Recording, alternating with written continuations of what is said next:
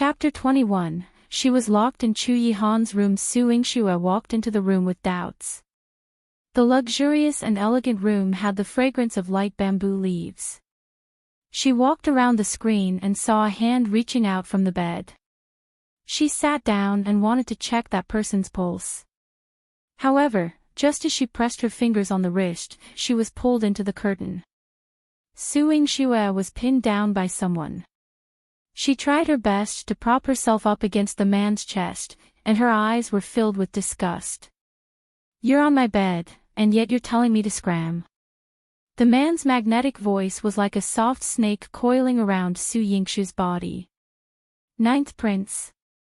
Yingxue's brain exploded. What kind of plot was this? She was actually tricked into this man's bed. Oh no, he was the one who dragged her to bed. She was not stupid enough to be tricked into bed. But was this the main point? The point was, this man shamelessly teased, "Your reaction is a little cute." Cute my foot. Despite her status and upbringing, Yingxue could not help but curse. "Since you scolded me, you must be prepared to be punished." Through the black veil, Yingxue saw the dark color in the man's eyes. It was something she did not understand, but it was something she was instinctively afraid of. Only a fool would wait to be punished by him. The smart Yingxue would naturally negotiate with him directly. "Your Highness, your old injuries have yet to heal. Did you take the medicine I mentioned last time?" Yihan placed his hands on both sides of her head, and half of his weight was on her. Yingxue gritted her teeth. "Very good, this man was very heavy. That's why you paid a lot of money to invite me over, because something is wrong with your body." Yihan nodded. Yes. Every time he said a word, his breath would hit Yingxue's face. "So let me treat you, Your Highness." What if he dies if she was too late? Yihan chuckled. "All right. Your Highness, let me get up first. There's no way to treat you like this." Yingxue struggled to push him away, but she was not surprised to find that she could not move him. Yihan deliberately suppressed her a little more. His low and hoarse laughter carried a hint of disdain. "The medical center has been boasting about you, but now you can't treat patients like that. You should tear down the signboard as soon as possible." Yihan's eyes were still smiling a moment ago, but the next moment, he suddenly stood up and vomited. Yingxue took the opportunity to jump off the bed.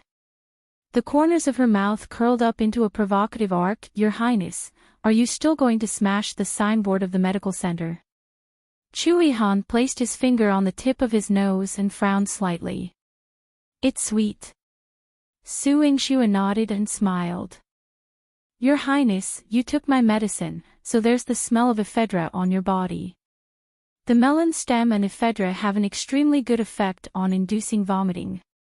Since you have tried it, how do you feel?" "Not bad."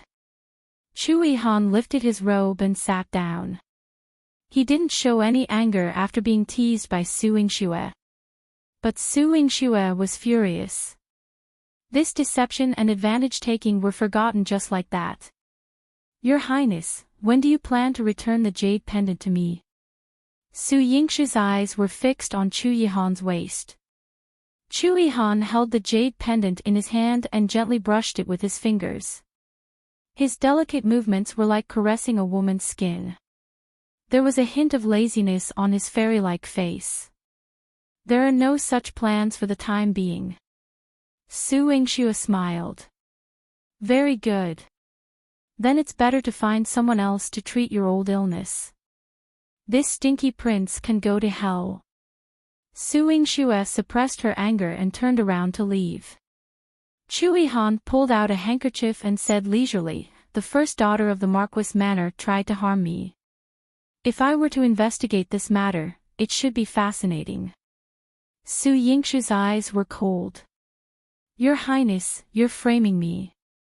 Although the medicine you prescribed for me has the effect of healing, it can also weaken my body, allowing you to find an opportunity to steal the jade pendant. Yihan casually exposed Su Yingxue's thoughts. Su Yingxue frowned slightly. So what? You, the dignified ninth prince, stole someone else's jade pendant. Isn't that? The word shameless was still on the tip of her tongue when Su Yingxue's eyes widened. Bastard! When did he steal her handkerchief? Yihan also kept Su Yingxue's handkerchief in his pocket. It's another matter if I'm shameless, but your handkerchief is an apology to me. Yihan, give it back to me. Su Yingxue could not help but pounce on him. The two people were entangled, but Su Yingxue was at a disadvantage. Yihan locked her in his room and let her scream. Su Yingxue's temper, which she had been suppressing for a long time, exploded at Yihan. How long do you want to keep me here? This bastard prince. Yihan's lips curled into a gentle smile when he heard her voice. Mo Chi's mouth twitched as he listened from outside the courtyard. Master, how long do you want to keep Miss Su here? Let her go tomorrow. Can I ask you something? Yihan was in a good mood after deceiving Su Yingxue. Speak. Aren't you afraid that Miss Su will hate you to death?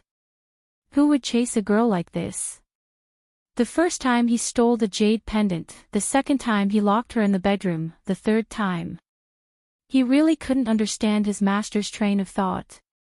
Weren't there too many roundabouts? Yihan looked at him with disdain.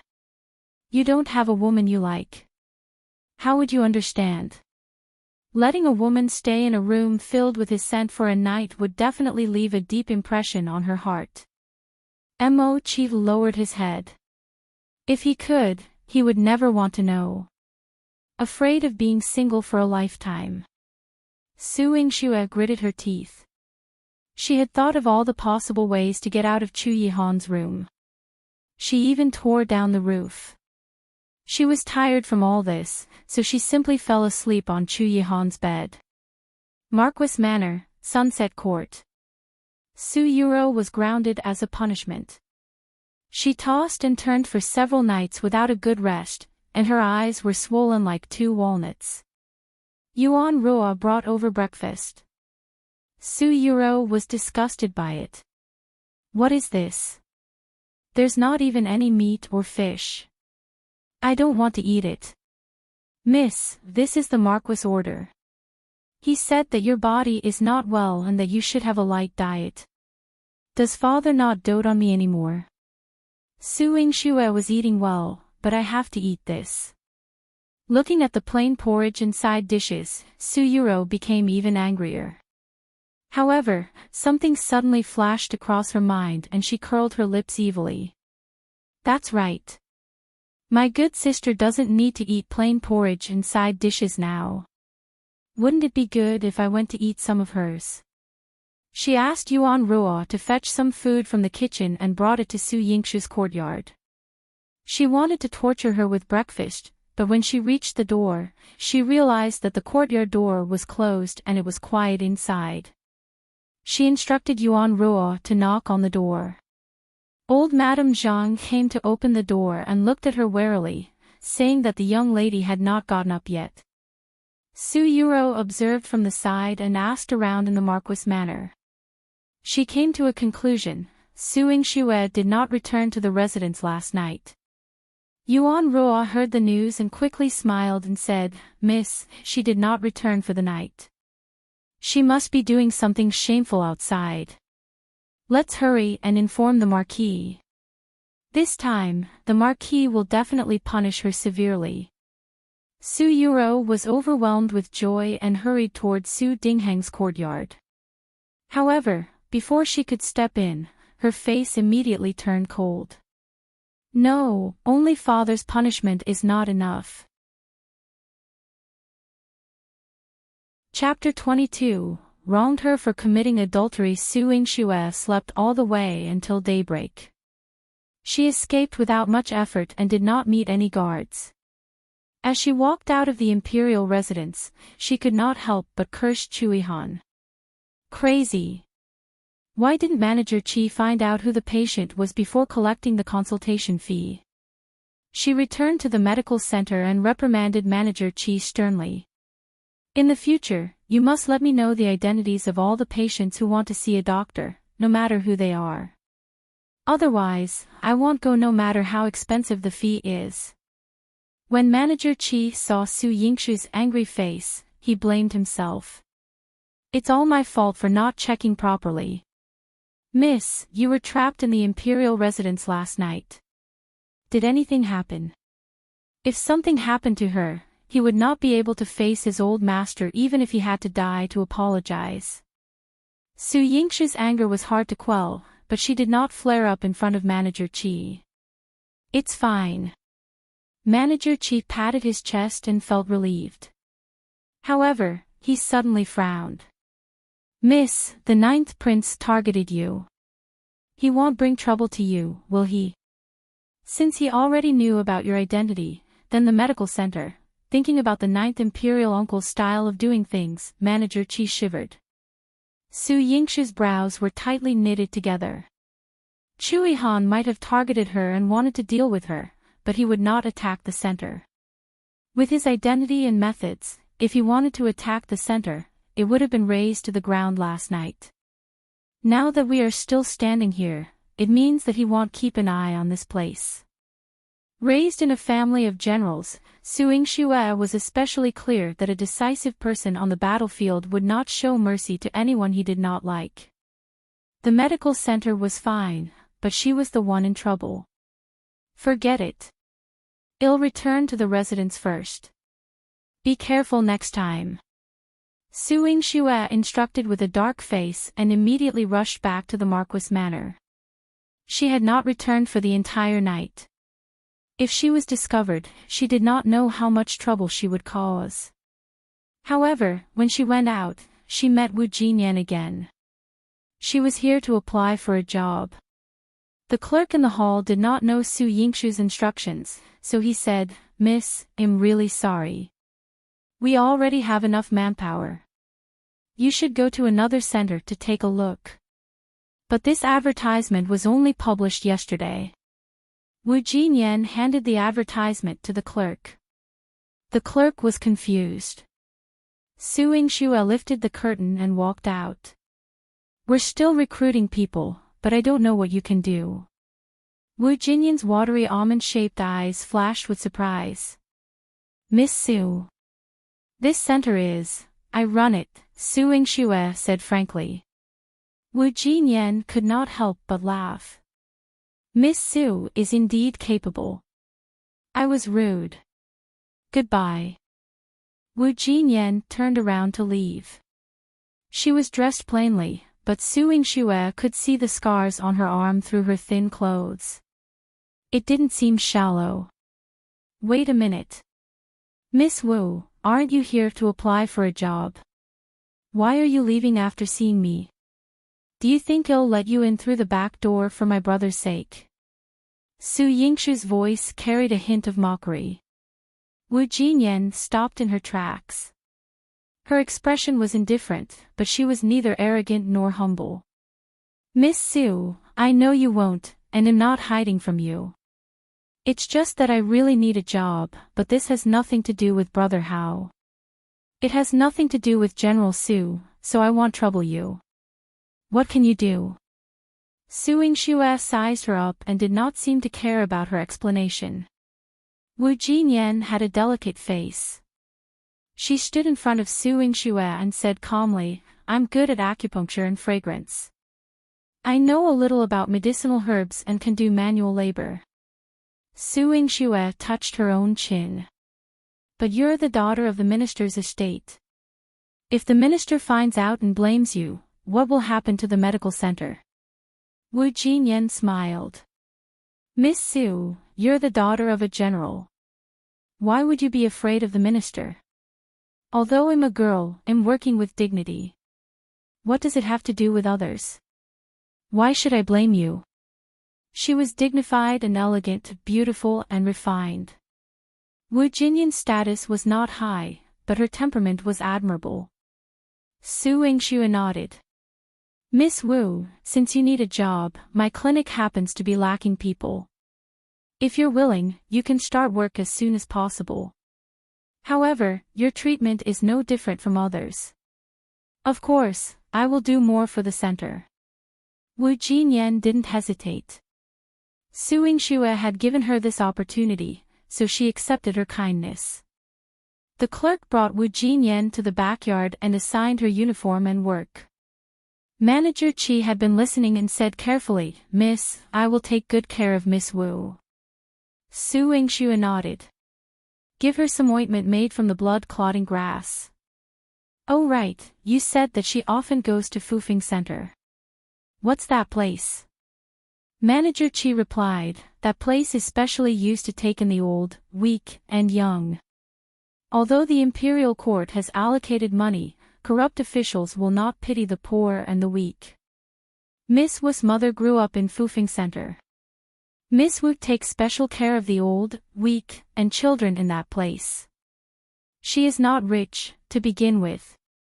Now that she has come out to find work, she must be doing it for those people. Su Yingxue's impression of Wu Jinyan became even better. Only a kind person would love her brother with all their heart. When she rushed back to the Marquis Manor, she heard many gossips. She did not return for the entire night, and everyone was spreading rumors that she had an affair with someone. Until she reached the courtyard entrance, old Madame Zhang had been strolling in the Marquis Manor waiting for her return. Once she saw her, old Madame Zhang pulled her over and told her everything. Su Yingxue curled her lips in disbelief. It's really hard for her to have such thoughts. She had slept in Yihan's residence for a night. She didn't know when Su Yurou had become a storyteller and was so good at spinning stories. "You unfilial daughter, hurry up and get in." Su Dingheng's furious roar was accompanied by the sound of cups shattering. Su Yingxue slowly walked in. "Father, your body isn't well. Don't always lose your temper. You did such a shameless thing and still care about my health. You're simply infuriating me." Su Dingheng was about to beat her with a whip. The whip was made of rattan and it was full of thorns. When the whip hit a person's body, the skin and flesh would definitely split open. Yuan Xiang was beaten to death by this rattan whip. Su Dingheng did not hit her the first time. When he raised the whip again, Su Hao's deep voice sounded, "Father, stop." Su Dingheng put down the whip and snorted coldly. "You came just in time. Do you know what shameful things your sister has done? It's useless even if you protect her." Su Hao stood in front of Su Yingxue and said righteously, "My sister is obedient and sensible. She won't make mistakes easily. Even if she did, she was framed." He looked at Su Yurou with a sharp gaze. Su Yurou's heart trembled. She quickly moved to Su Dingheng's side and used a handkerchief to wipe away her non-existent tears. "Father, I know that eldest brother doesn't like me, but I'm only thinking for older sister. How could I possibly harm her?" "That's right. Besides, what does this have to do with you? If you hadn't come to look for her to have breakfast and met that thief, I still wouldn't know that my daughter is actually having an affair with the guards in the residence. It's simply an insult to the family." Su Dingheng scolded Su Yingxue as if it was a matter of course and protected Su Yurou as well. Chapter 23. She can't take the blame alone. The tied-up man at the side begged for mercy. "Marquis, Miss, and I couldn't help ourselves. We truly love each other, so please don't blame Mississippi. If you want to blame someone, blame me." "Shut up, bastard."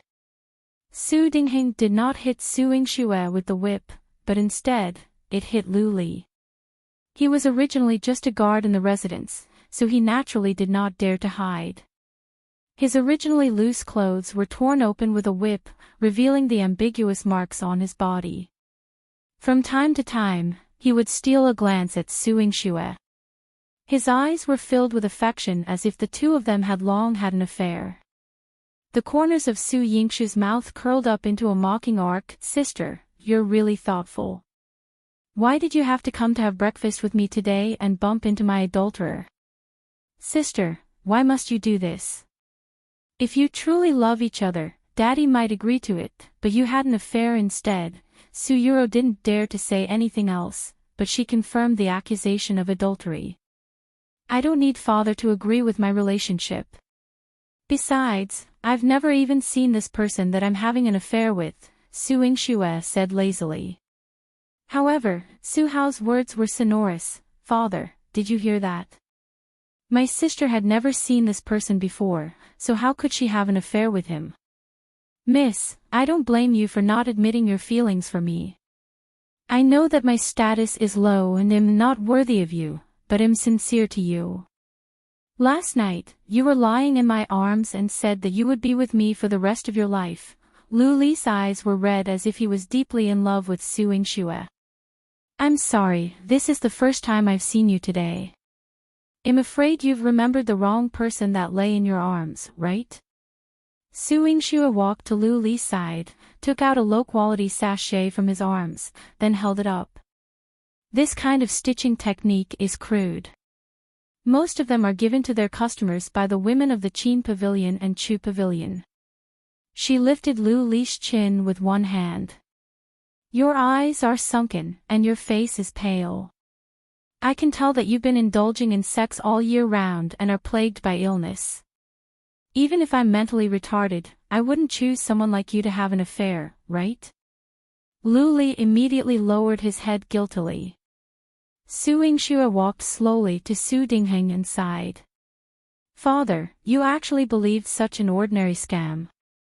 Su Dingheng's facial muscles trembled. Every word Su Yingxue said made it clear to him that this was a scam. But how was he going to hide his embarrassment? He was angry about this matter and ran to her courtyard in a big fuss. Was he supposed to apologize to his daughter as a father? Su Dingheng chose not to believe Su Yingxue. He was stubborn. Even so, you can't prove your innocence.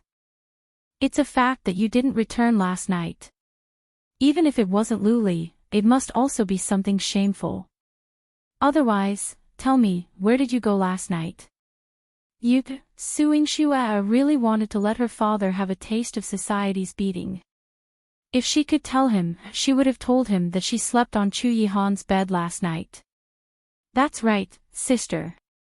If you weren't with Lu Li last night, who were you with? The night is long, and I'm worried that something will happen to you. Su Yurou sobbed. Her eyes were red, and tears flowed out of them. This isn't within my sister's jurisdiction. Su Yingxue's face was cold, and her eyes were filled with mockery and arrogance. Then, as a father, can I do anything about it? Su Yingxue, if you don't tell me today, I will treat it as you having an affair with this person and chase you all out of the Marquis Manor. Su Dingheng slammed the table and roared. Father, don't act rashly. Su Hao protected Su Yingxue. Sister, don't worry. With me here, I will definitely not let anyone hurt you. He was about to call Shu Yan, men, bring this person away for interrogation and see who instructed him. Su Yurou bit her lip fiercely. What if Su Hao found out something? She immediately held onto Su Dingheng's arm and pretended to plead for mercy. Father, I beg you to let sister off this time. Even if she had an affair with someone and lost her virginity, you cannot chase her out of the Marquis Manor. She looked weak, but her crying was not soft. It could be heard both inside and outside the courtyard. Su Yingxue didn't intend to say it, but Su Yurou was acting so seriously, so she said frankly, Sister, you're shouting so loudly because you want the 9th prince to hear that you're accusing me? The 9th prince? The 9th prince? Su Yurou and Su Dingheng were both stunned. Even Su Hao stared at her. Sister, what does it have to do with the 9th prince? Could it be that last night? That's right, the 9th prince can testify for me. I didn't have an affair with anyone last night. Su Yingxue's gaze was calm, and it was as if there were thousands of stars in her eyes. Su Hao pursed his lips, then I will go and invite His Highness for you now.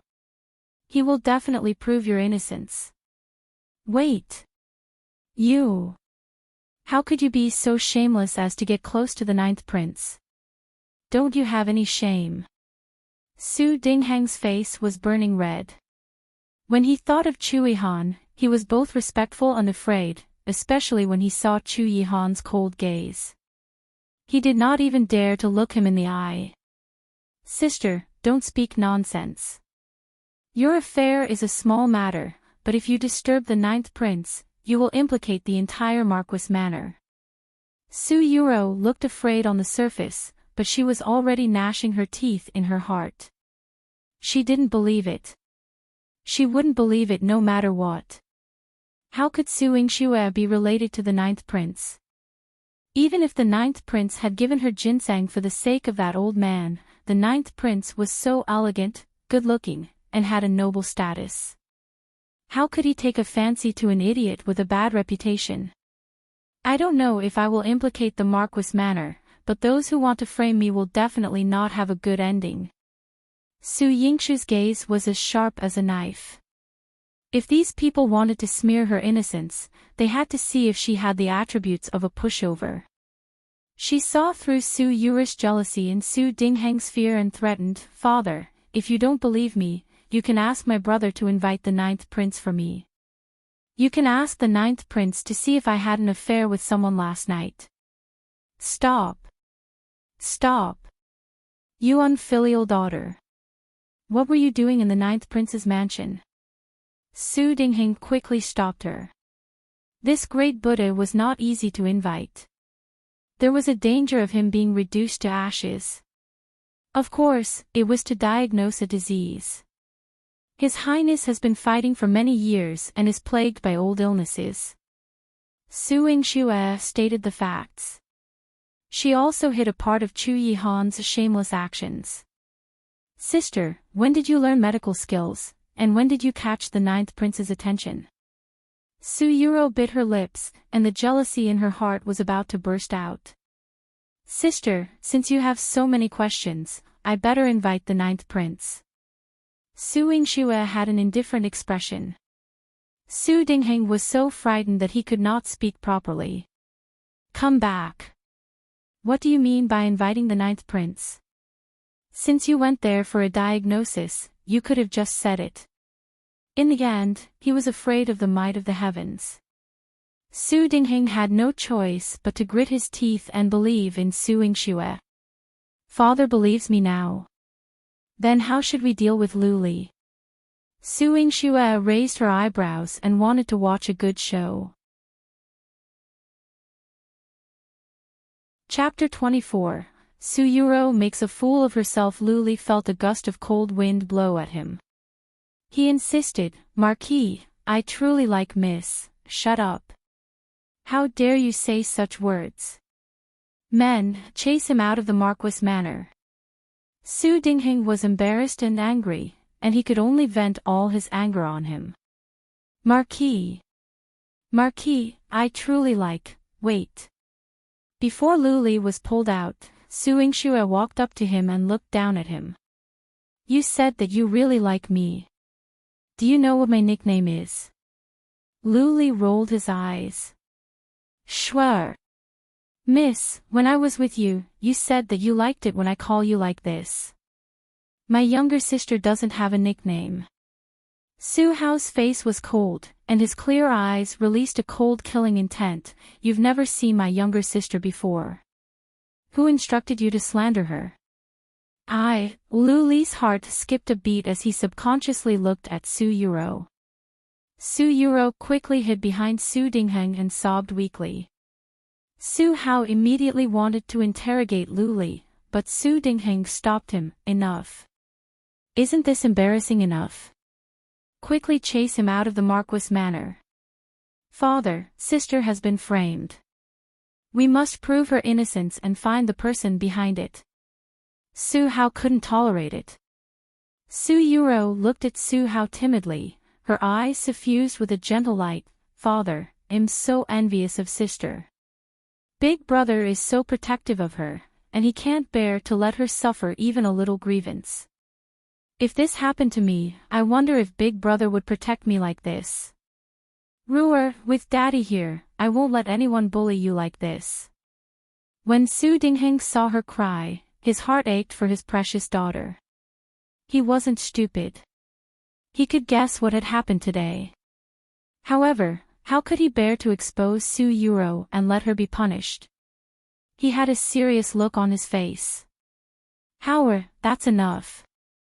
If she had obediently stayed in the residence and not gone out to show her face, how could such a thing have happened?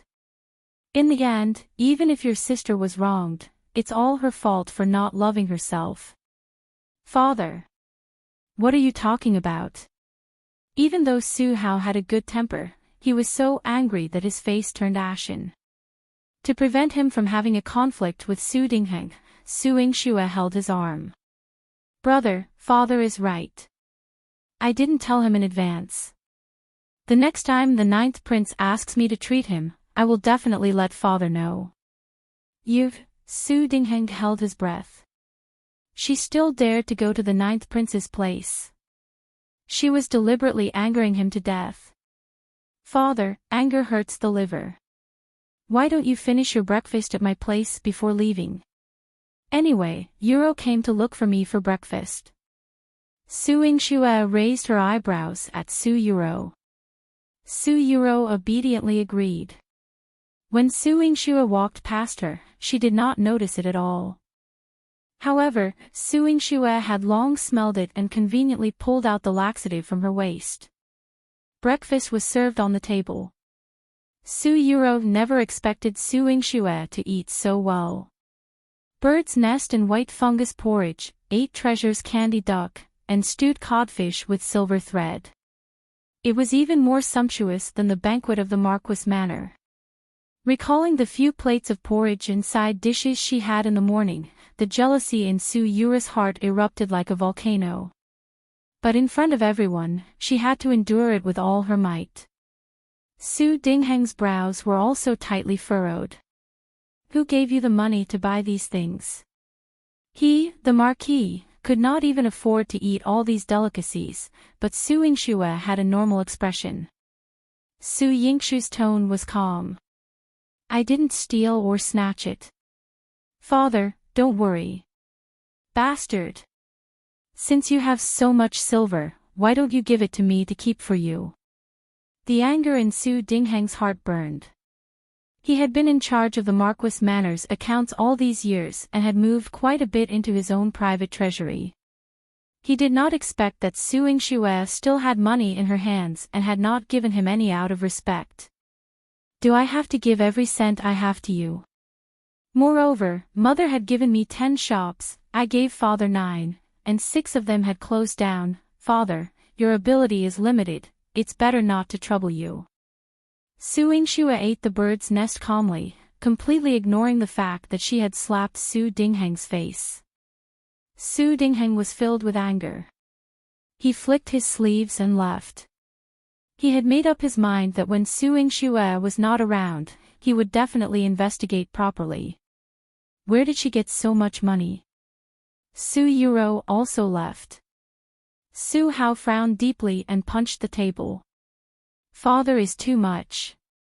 He even wanted to scheme against his sister's money. Shoo, brother, listen. Su Yingxue put her index finger to her lips, and a hint of craftiness flashed across her eyes. Su Hao held his breath and suddenly heard a puff-puff sound coming from the courtyard. Su Yurou immediately shouted, "Oh! How could this be? My dress!" There was another series of puffing sounds. Su Yurou screamed, covered her face, and ran away. Yihan rushed in with a smile. Miss Yurou, ha ha ha. The corners of Su Yingxue's mouth curled up, and the smile reached her eyes. Su Hao guessed what had happened. He was originally a little embarrassed, but when he saw Su Yingxue smile, he felt very comforted. The 9th prince's mansion. Mo Chi captured Luli and brought him back to the prince's mansion. At the same time, he told Yihan everything that had happened in the Marquis manor that he had seen from the roof. Yihan used Su Yingxue's handkerchief to wrap the jade pendant. His eyes were cold like ice that would not melt for thousands of years. He opened his thin lips and spat out a single word coldly, "Kill." Before Luli could beg for mercy, he rolled his eyes and fell to the ground. Su Hao rested at home for a few days. When the day of the conferment arrived, he had to go to the military camp. He was worried about Su Yingxue. In order to make him feel at ease, Su Yingxue brought him to the medical center. In the back hall of the center, Su Hao looked surprised. "This is the shop that mother left for you." "That's right. Look at how I managed the business." Su Yingxue was a little proud, and Su Hao was very pleased. "It's doing very well." His sister had surprised him again. What surprised him even more was the busy figure in front of the spice and herb counter. Wu Jinyan was dressed in a sky-blue traditional dress. She was smiling as she explained the usage of the medicine to a woman. Su Hao rushed to her like a young boy, his eyes full of joy. "Yener, why are you here?" "Little girl, this must be your husband. He's so handsome. The two of you are so compatible." The woman covered her mouth and laughed, then took the medicine and left. Wu Jinyan looked at Su Hao with a smile and said in a gentle voice, "I work here, Miss Su, she treats me very well." "Work? Does your father know? Did your family make things difficult for you?" Su Hao's heart was in a mess. He knew that Wu Jinyan was having a hard time at home. Now that she came out to work in public, he was afraid that her days became even harder. "No, I'm fine." The smile on Wu Jinyan's face was as warm as a warm breeze. Chapter 25. Wu Jinyan knew that Su Hao was worried about her situation at home, so she tried her best to comfort him. "My father never cared about what I did. As long as I don't embarrass the minister's estate, no one will stop me. But you have to work here during the day and go to Fufeng Center at night. Isn't it too tiring?" For the first time, Su Hao felt that he was useless. His heart ached for Wu Jinyan, but he didn't know how he could help her. "Yener, if you're willing, brother." Su Yingxue interrupted Su Hao's words and pulled him to the side. Wu Jinyan was about to prescribe medicine to the patient. Su Hao's words, which he had prepared for a long time, were interrupted. There was a trace of heaviness between his brows. "Sister, why don't you let me say it? I want to marry her and let her live a stable life." "Brother, if you ask her to marry you now, I'm afraid she won't have a peaceful life in the future. Moreover, she won't see you again." Su Yingxue shook her head. With her brother's EQ, he would need her help to get together with Wu Jinyan. "Why?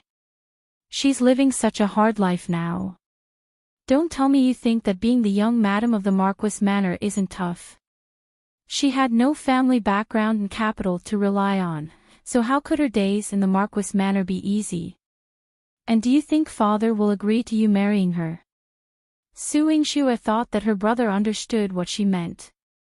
Su Hao's heart became heavier. "If I could set up another residence, she wouldn't have to lead such a tough life."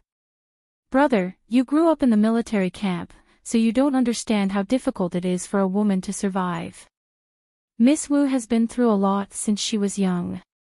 It's already not easy for her to get to where she is today with her own wisdom.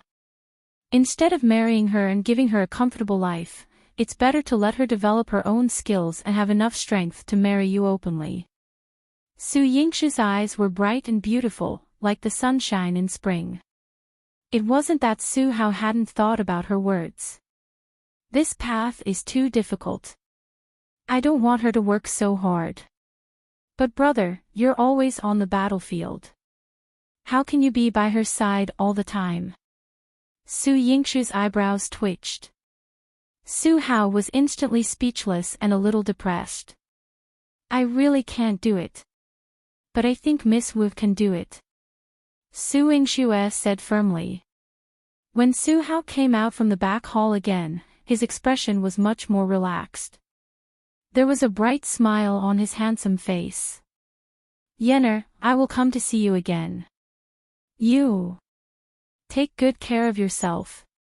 Wu Jinyan lowered her head shyly, and her voice was extremely gentle.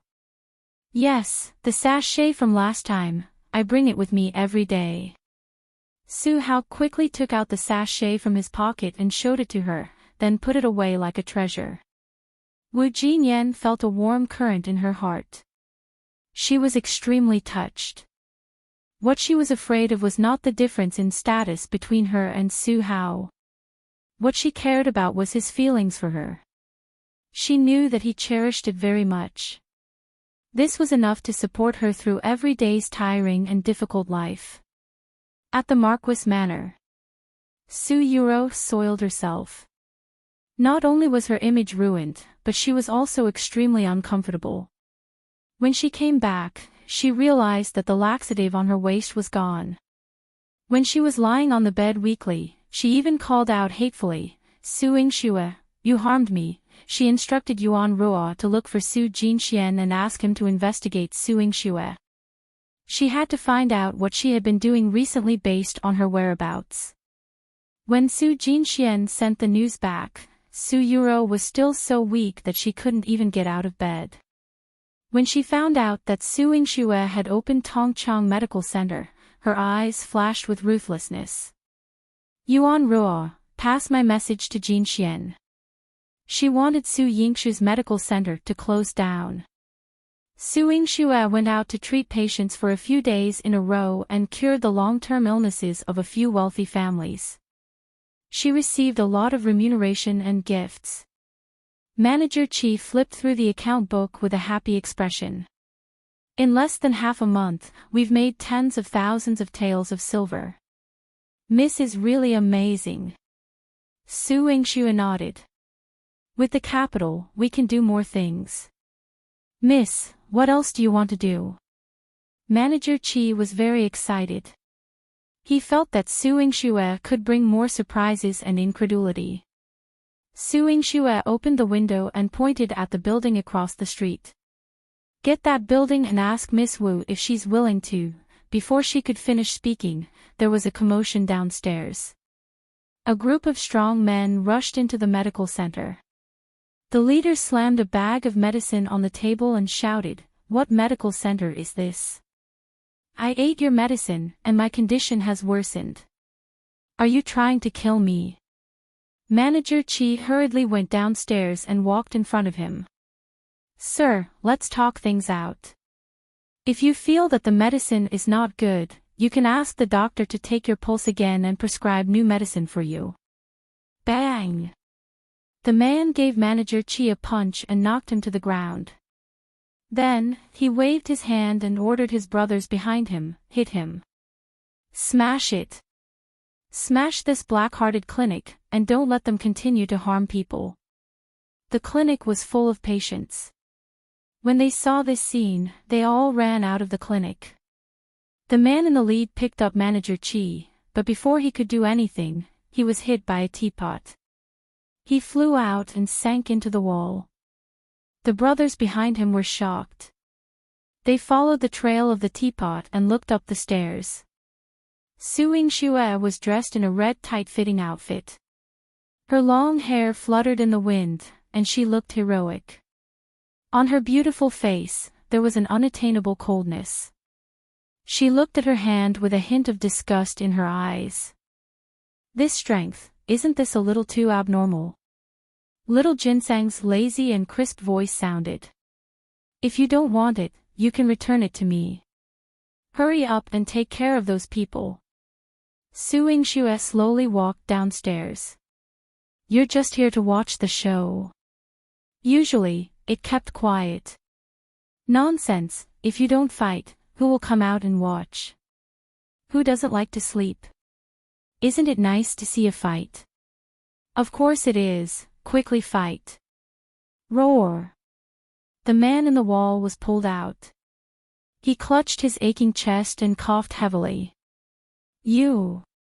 Woman, I'm going to, I'll beat you to death. Su Yingxue's expression was cold. Her red lips curled up slightly as she spat out two arrogant and cold words, come over. Ah, bang bang bang. It hurts. Miserable cries rose and fell. Within the time it takes for an incense stick to burn, all the troublemakers had fallen to the ground. Su Yingxue stepped on the man in the lead and ordered Manager Qi, inform the government office that someone is causing trouble. Yes, miss. Manager Qi supported himself with his hands on his waist as he instructed the people. However, before the people from the government office arrived, this group of people had already run away. Su Yingxue did not stop them on purpose. After the people from the government office arrived, she cooperated and recorded their statements before tidying up the clinic. Manager Qi rubbed his aching waist and was very puzzled. Who is targeting the medical center? Su Yingxue frowned slightly. Those people are burly and their martial arts aren't weak. They are soldiers. Soldiers. Why would our center offend them? Manager Qi did not understand, but what surprised him even more was, Miss, you are indeed the tigress of the family of generals. Your skills are extraordinary. The corners of Su Yingxue's lips twitched, but she did not say that it was all thanks to the little ginseng. Sorry for the inconvenience. Thank you very much. Chapter 26. Lift the ban on the medical center. As for the people who came to smash the medical center today, she had to investigate them carefully. She told Su how about this. When Su Yurou received Su Jingxuan's message, she found out that not only did their people not destroy the center, but they were also taught a lesson by Su Yingxue. She gritted her teeth in anger and casually smashed a valuable jade piece. Yuan Ruo was a little anxious for her. Miss, we can't go on like this. If Su Yingxue comes to deal with us after she has money and power, your days will be even worse. As Su Yuru's maid, she was also thinking for herself. If Su Yuru's status in the Marquis manor fell, she would not have a good life. Su Yuru's face darkened. Of course I know. However, she couldn't personally come out and ruin Su Yingxue's reputation. Only her father, Su Dingheng, could take on the role of the bad guy. Su Dingheng soon heard the news of Su Yingxue beating someone up on the street. Especially after he found out how big the medical center was, Su Dingheng was so angry that his face turned green. This unfilial daughter has such a big medical center in her hands, and she didn't hand it over to me. Does she still think of me as her father? Father, don't be angry over such a small matter. The money that sister earns is definitely used to show filial piety to you. Su Yurou was very understanding, comforting Su Dingheng with a gentle voice. Su Dingheng felt gratified. Ruer, you're the most filial. Unlike your sister, that rebellious daughter, who acts behind my back. If she doesn't hand over the money she earns to me, her father, she will be committing treason. Su Dingheng waited until the evening when Su Yingxue came back. He told her to hand over all the income of the medical center to him and let him manage it. Su Yingxue had a mocking look on her face. Father, if you can manage the shop that I gave you before, you won't have to think about the medical center's revenue. What are you talking about? You're my daughter, so the money you earn, isn't it mine? Su Dingheng was confident and wanted to control Su Yingxue to satisfy his greed. Then why didn't you think that I was your daughter when you hit me in the past? Did you give me something good? Or did you dote on me before? The corners of Su Yingxue's mouth curled up into a mocking arc. Su Dingheng's face instantly turned red. He raised his hand, wanting to slap Su Yingxue. Su Yingxue raised her beautiful face, and a cold glint flowed in her eyes, causing Su Dingheng's hand to stop in midair. Her terrifying gaze made Su Dingheng hesitate. After hesitating for a moment, Su Yingxue left. She still had patience to see tomorrow and did not want to waste time with Su Dingheng. Su Dingheng scolded her as she walked away. Bastard! Unfilial daughter! You're disobedient and unfilial. Daddy, don't be angry. Ruer's heart would ache. Su Yurou displayed her filial piety at the perfect time. With this comparison, Su Dingheng gritted his teeth in hatred towards Su Yingxue. I must take over her medical center tomorrow. How could he let Su Yingxue have such a profitable business? Father, I'm afraid it won't be that easy. There are rumors on the streets today that sister's martial arts are very strong and she defeated many innocent people with her bare hands. Su Yurou's moist eyes revealed a hint of timidity. Su Dingheng also frowned. I don't know when this unfilial daughter learned martial arts. But how could I be afraid of her? Daddy, I don't want you to ruin your health due to anger. If you want to take back the medical center, why don't you send someone to watch over the medical center first and stop it from operating for the time being? After discussing it with sister, you will personally send someone to take over. Su Yurou's pure and flawless eyes glistened with tears. She was gentle and considerate. Su Dingheng smiled and nodded. That's a good idea. The next morning, he sent the soldiers of the Marquis Manor to surround the medical center. No one was allowed to enter or leave, and they were not allowed to operate the center. Many patients were blocked outside the door and sighed. Manager Qi wanted to communicate with this group of people, but they didn't speak at all. As long as they dared to take a step forward, they would be beaten and scolded at will. Early in the morning, Wu Jinyan was very worried when she saw that the center was surrounded and Manager Qi and the others were trapped inside. Manager Qi saw her in the crowd and shook his head at her, indicating for her not to get close to her in case she was caught. He then pointed at the backyard. Wu Jinyan went around to the backyard, and Manager Qi threw a note out from the crack in the door. Wu Jinyan saw the words written on it, Beijing Governor Liang's Manor. Looking for Mississippi. Wu Jinyan rushed to the Liang Manor. She could not enter and could only wait outside the door.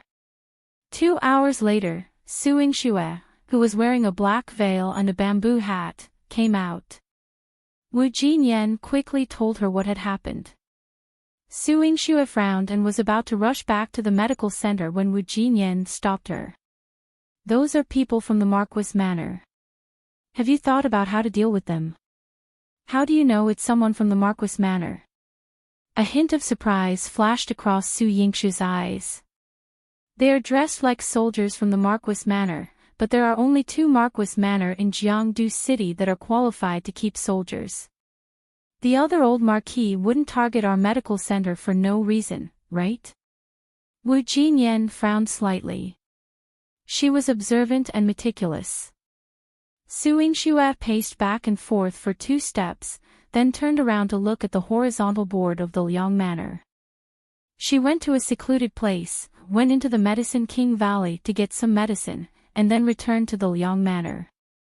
She treated Mrs. Liang's hidden illness, and the effect was excellent.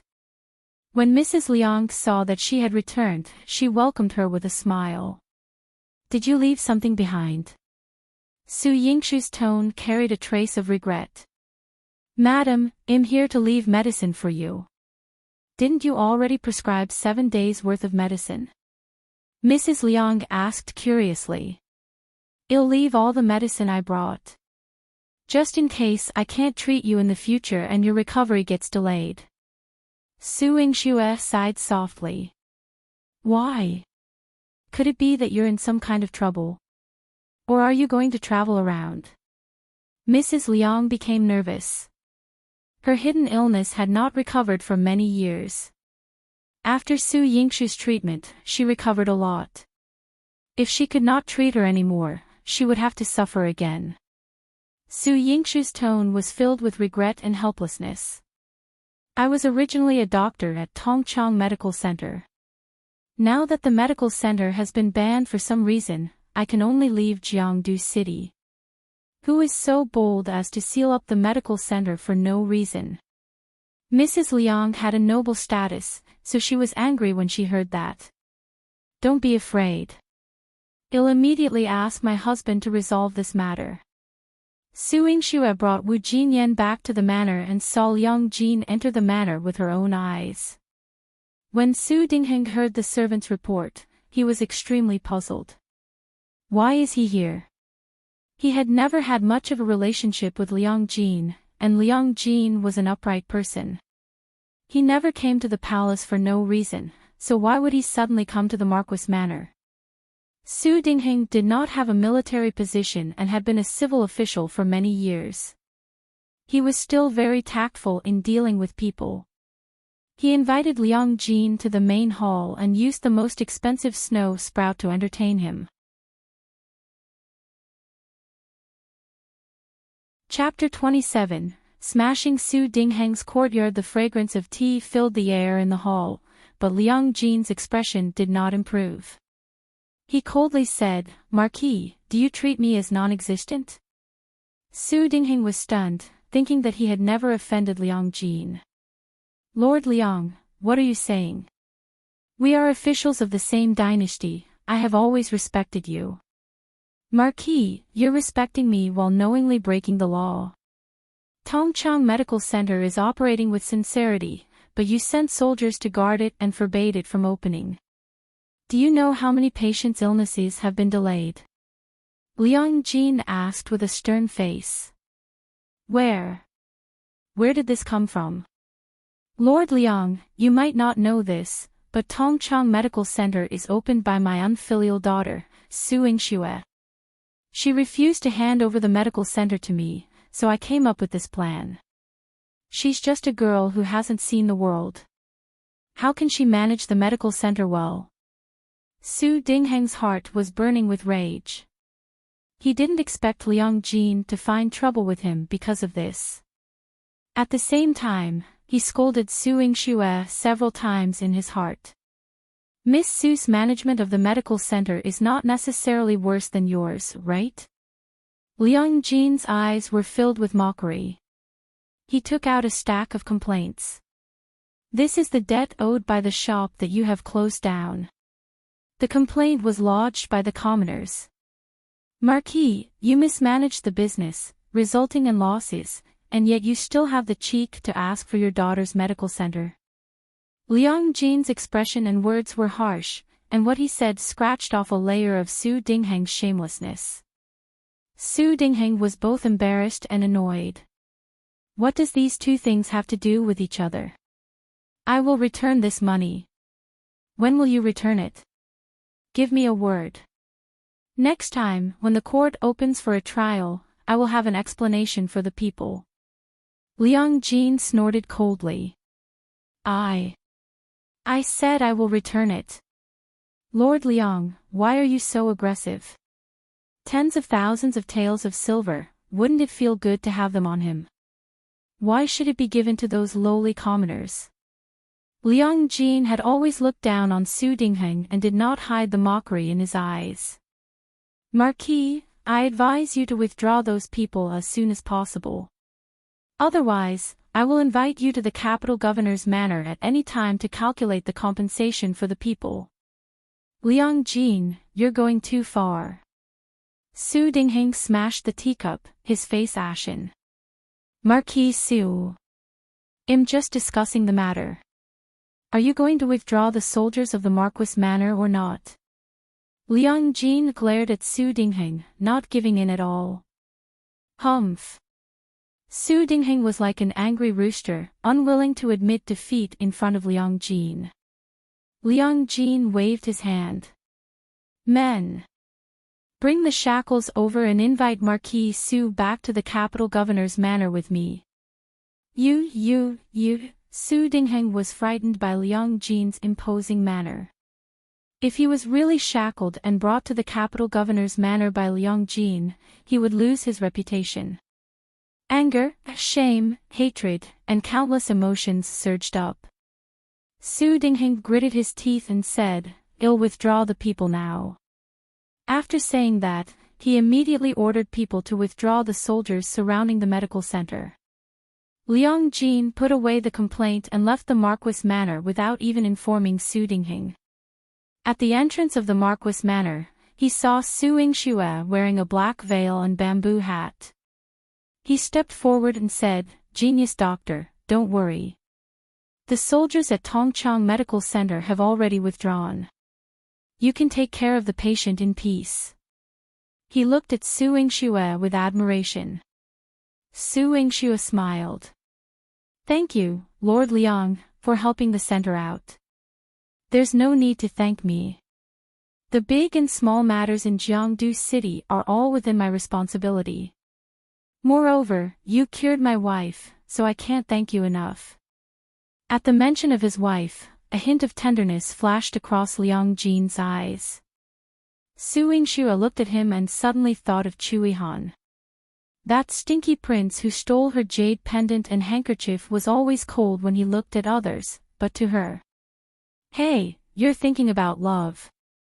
The little ginseng's crisp and tender voice carried a hint of gossip. Su Yingxue immediately shook her head. "You're the one who's thinking about it. You're a little wimp who's thinking about all sorts of indecent things all day long." "Humph. I've lived longer than your ancestors and have seen a lot of things. Sooner or later, you'll be tricked." Little ginseng stuck out its tongue at Su Yingxue. Su Yingxue's eyes were filled with anger. She would be tricked by Yihan. No way. After the medical center was sealed for a day, it operated normally. Manager Qi and Wu Jinyan were also very busy. Su Yingxue helped them and only returned to the manor late at night. Without waiting for her to rest, Jilan quietly told her, "Miss, the Marquis just came and smashed the courtyard." He was especially angry. Su Yingxue returned to the courtyard and saw that it was a mess that had not been cleaned up. She was so angry that she curled her lips. Great, just great. Calling him father was giving him face, wasn't it? Su Yingxue rolled up her sleeves and rushed into Su Dingheng's courtyard, giving him a fright as he was about to rest. His face was filled with horror. "You unfilial daughter, do you want to die? How dare you barge into my courtyard?" "Father, you can barge into my courtyard, so why can't I barge into yours?" Su Dingheng moved his mouth, but before he could speak, Su Yingxue shouted first, "Just because you're my father. So you won't even let go of my medical center. You were humiliated today, and now you want to put the blame on me. You unfilial daughter.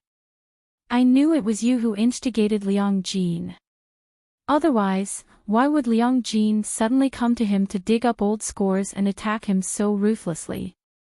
It was all because of Su Yingxue, this disobedient thing. But how do you know Liang Jin?" He couldn't figure it out again. Forget about Su Yingxue's medical center that was left behind by her mother. With Liang Jin's official position and temper, even he didn't dare to offend him. How could Su Yingxue order him to do anything? "Father, you want to know?" The corners of Su Yingxue's mouth curled up into an evil smile. Su Dingheng snorted coldly. The smile in Su Yingxue's eyes instantly turned cold. "What can you do to me if I don't tell you? You unfilial daughter." Su Dingheng picked up a vase and threw it at Su Yingxue. Su Yingxue was not hit, but the vase was smashed into pieces. Su Dingheng's heart ached. "Father, you smashed my courtyard. Why don't I show my filial piety to you too?" Su Yingxue smiled coldly. Then, with a few punches and kicks, she smashed all the valuable items in Su Dingheng's room. She even pulled out all the exotic flowers and plants in his courtyard. Su Dingheng jumped up in anger and shouted crazily, "Su Yingxue, are you crazy? I'm going to beat you to death." "Is that so?" "Father, this pot of orchids seems to be quite expensive. It was cultivated in the palace, right?" As soon as Su Yingxue finished speaking, the flower pot shattered with a bang. She even stomped on it a few times. Su Dingheng clutched his chest hard. That pot of orchids is worth thousands of gold, Su Yingxue.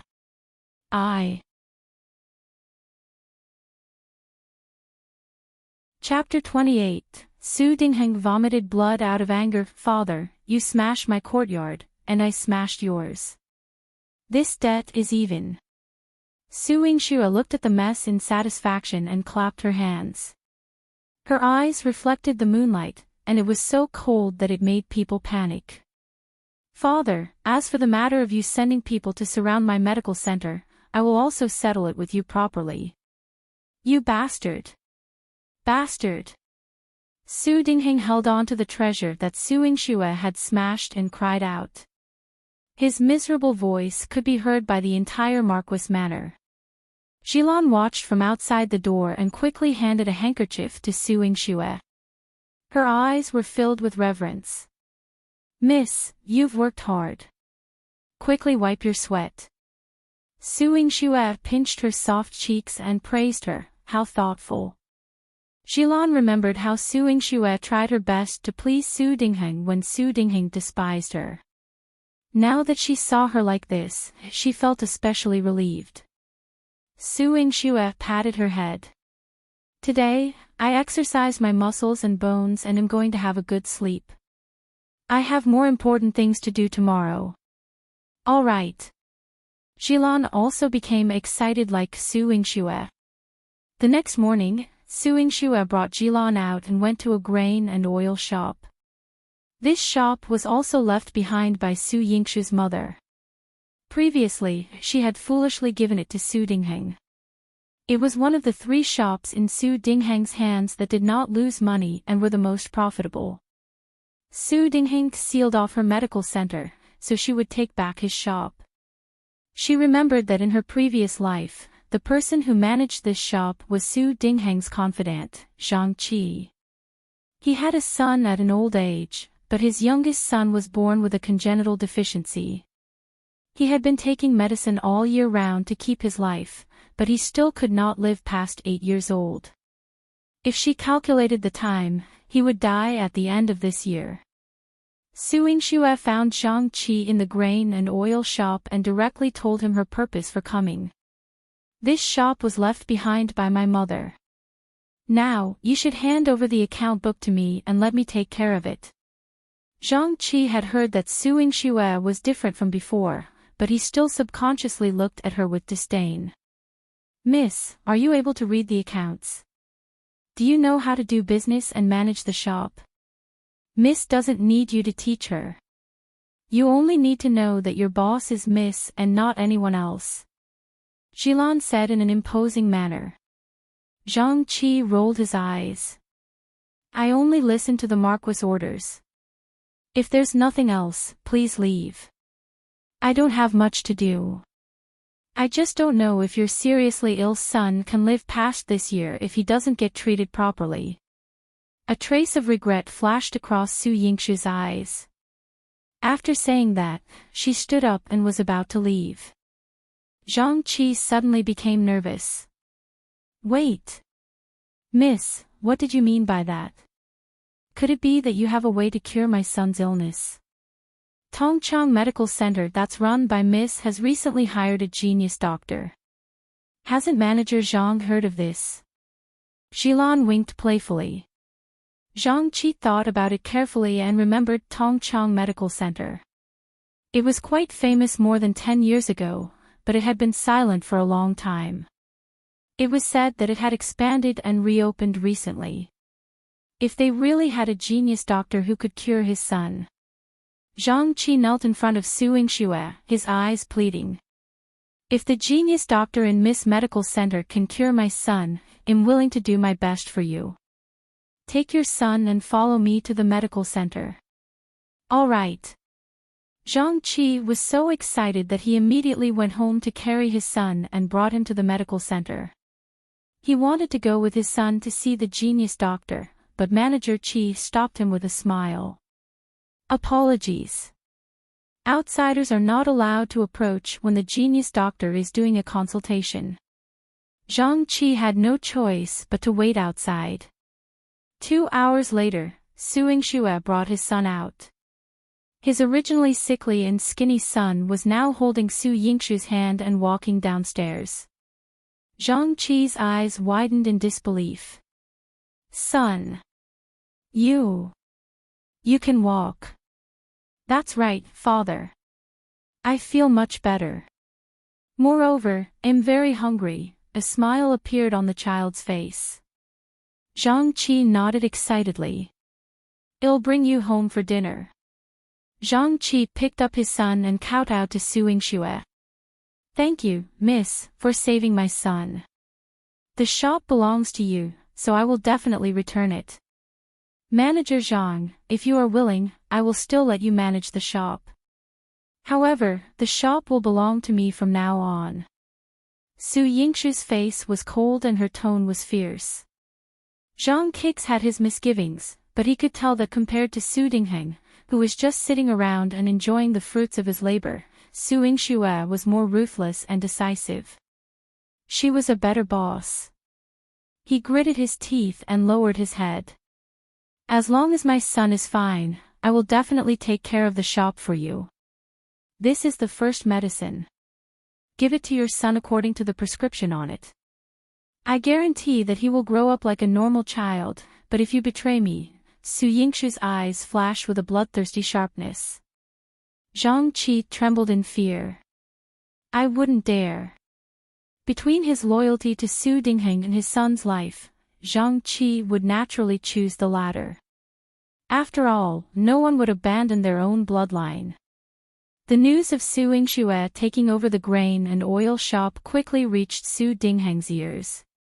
Su Dingheng had not received the shop's revenue for the current month. When he saw the tens of thousands of taels of silver that originally belonged to him go into Su Yingxue's purse, he was so angry that he almost vomited blood. He wanted to go to Su Yingxue's courtyard and smash it up, but then he remembered that his courtyard had been smashed by Su Yingxue. She would seek revenge for the smallest grievance. If she smashed his courtyard again, wouldn't he suffer even more? Su Dingheng was so angry that he paced back and forth. He had wanted to wait for Su Yingxue to come back and scold her, but she did not care at all. Instead, she ignored him. Su Yingxue knew that Su Dingheng had lost the silver and was holding back her anger.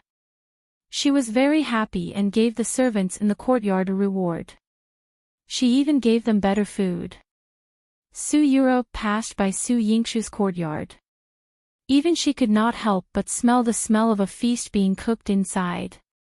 Yihan and old Madame Zhang bought fresh birds' nests to stew. Seeing Su Yurou at the door, Yihan laughed loudly and said, Auntie Zhang, this bird's nest is really expensive. It must be especially nourishing. That's right. Our miss is amazing. Even servants like us could eat the bird's nest with Mississippi. Miss rewarded us with 3 taels of bird's nest each. We have to nourish ourselves. Yihan and old Madame Zhang chatted and laughed as they entered the courtyard. When Su Yurou heard their words, her face contorted in anger. You 2 cheap maids don't deserve to eat 3 taels worth of bird's nest. What right do they have? Young miss, the eldest young miss is too much. You only have 1 or 2 taels worth of bird's nest every day. Isn't she clearly showing off? Yuan Ruo's eyes had a sour expression. They were both serving misses. Yihan and old Madame Zhang each had 3 taels worth of bird's nests to eat, but she had never even smelled a bird's nest before. Su Yurou twisted the handkerchief in her hand. She's not showing off. She's deliberately slapping me in the face. She was so angry that she ran to Su Dingheng to complain, saying that she also wanted 3 taels worth of bird's nests a day. Chapter 29. The Imperial Edict arrives at the medical center, the 9th Prince's mansion. Mo Qi reported the matter of the Marquis Manor to Yihan. Your Highness, Miss Su made Marquis Su so angry that he vomited blood. The military book in his hand was boring. When Yihan heard this, the corners of his mouth curled up into a seductive smile.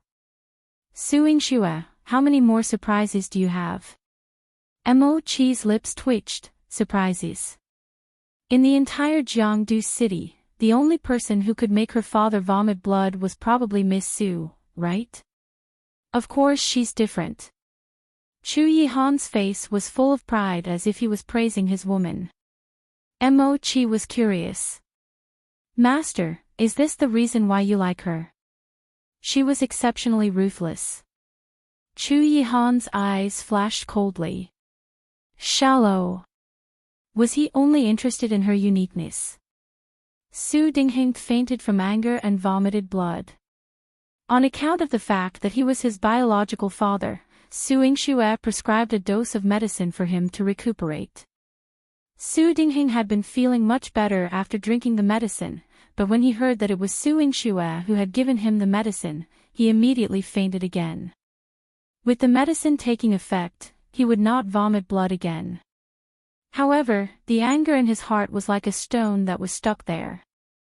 It was so painful that he could not even get out of bed. Su Yurou helped Su Dingheng with drinking the medicine. She had nowhere to vent her anger. If we let her continue to be so smug, she will take away all of our family assets.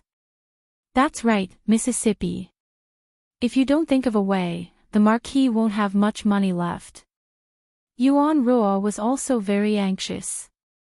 Su Yurou was like an ant on a hot pan. If she wanted to deal with Su Yingxue, she had to understand her.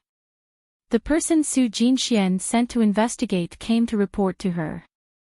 Only then did she know that Liang Jin had come to look for her father and threatened him to withdraw the soldiers guarding the medical center because there was a genius doctor who had cured his wife's hidden illness for many years. Liang Jin had always loved his wife, and that was why he did that. Also, her father's trusted aide, Zhang Qi, had suddenly become Su Yingxue's subordinate because that genius doctor had cured his congenitally deficient son. Speaking of which, Su Yingxue was able to obtain all of this because of her genius doctor. If that genius doctor of hers died, how long could she still be around? A trace of viciousness flashed across Su Yurou's eyes. She immediately changed her clothes and made a trip to the palace. At the medical center, Su Yingxue had just returned from a consultation when she saw a luxurious carriage parked outside the center. The people inside were kneeling on the ground. A eunuch said in a sharp voice, "Genius doctor, receive the decree." Su Yingxue frowned slightly and slowly knelt down. The eunuch opened the imperial edict and read it aloud. "The genius doctor's medical skills are brilliant, and you are specially summoned into the palace to treat Consort Xiang." Su Yingxue's heart sank. Why did the emperor ask her to treat Consort Xiang? When she received the imperial edict, the eunuch told her that a carriage would come to fetch her into the palace tomorrow at noon. He told her to prepare well and she had to cure Consort Xiang. The eunuch who delivered the decree thought that she was just a commoner and specially reminded her, "Consort Xiang is a precious person to the emperor. If you can cure Consort Xiang, the emperor will definitely reward you handsomely. You will enjoy endless glory and wealth for the rest of your life." Su Yingxue curled her lips. "Thank you." The eunuch left with his men. Manager Qi immediately walked in front of Su Yingxue. "Miss, what should we do? The emperor has summoned you into the palace. It would be fine if she could cure the Consort Xiang, but if she couldn't, it would be a big problem. Su Yingxue's life would be in danger." Wu Jinyan thought carefully. Although you have cured a few patients, how did the emperor know? Why would he suddenly summon you into the palace and ask you to treat Consort Xiang?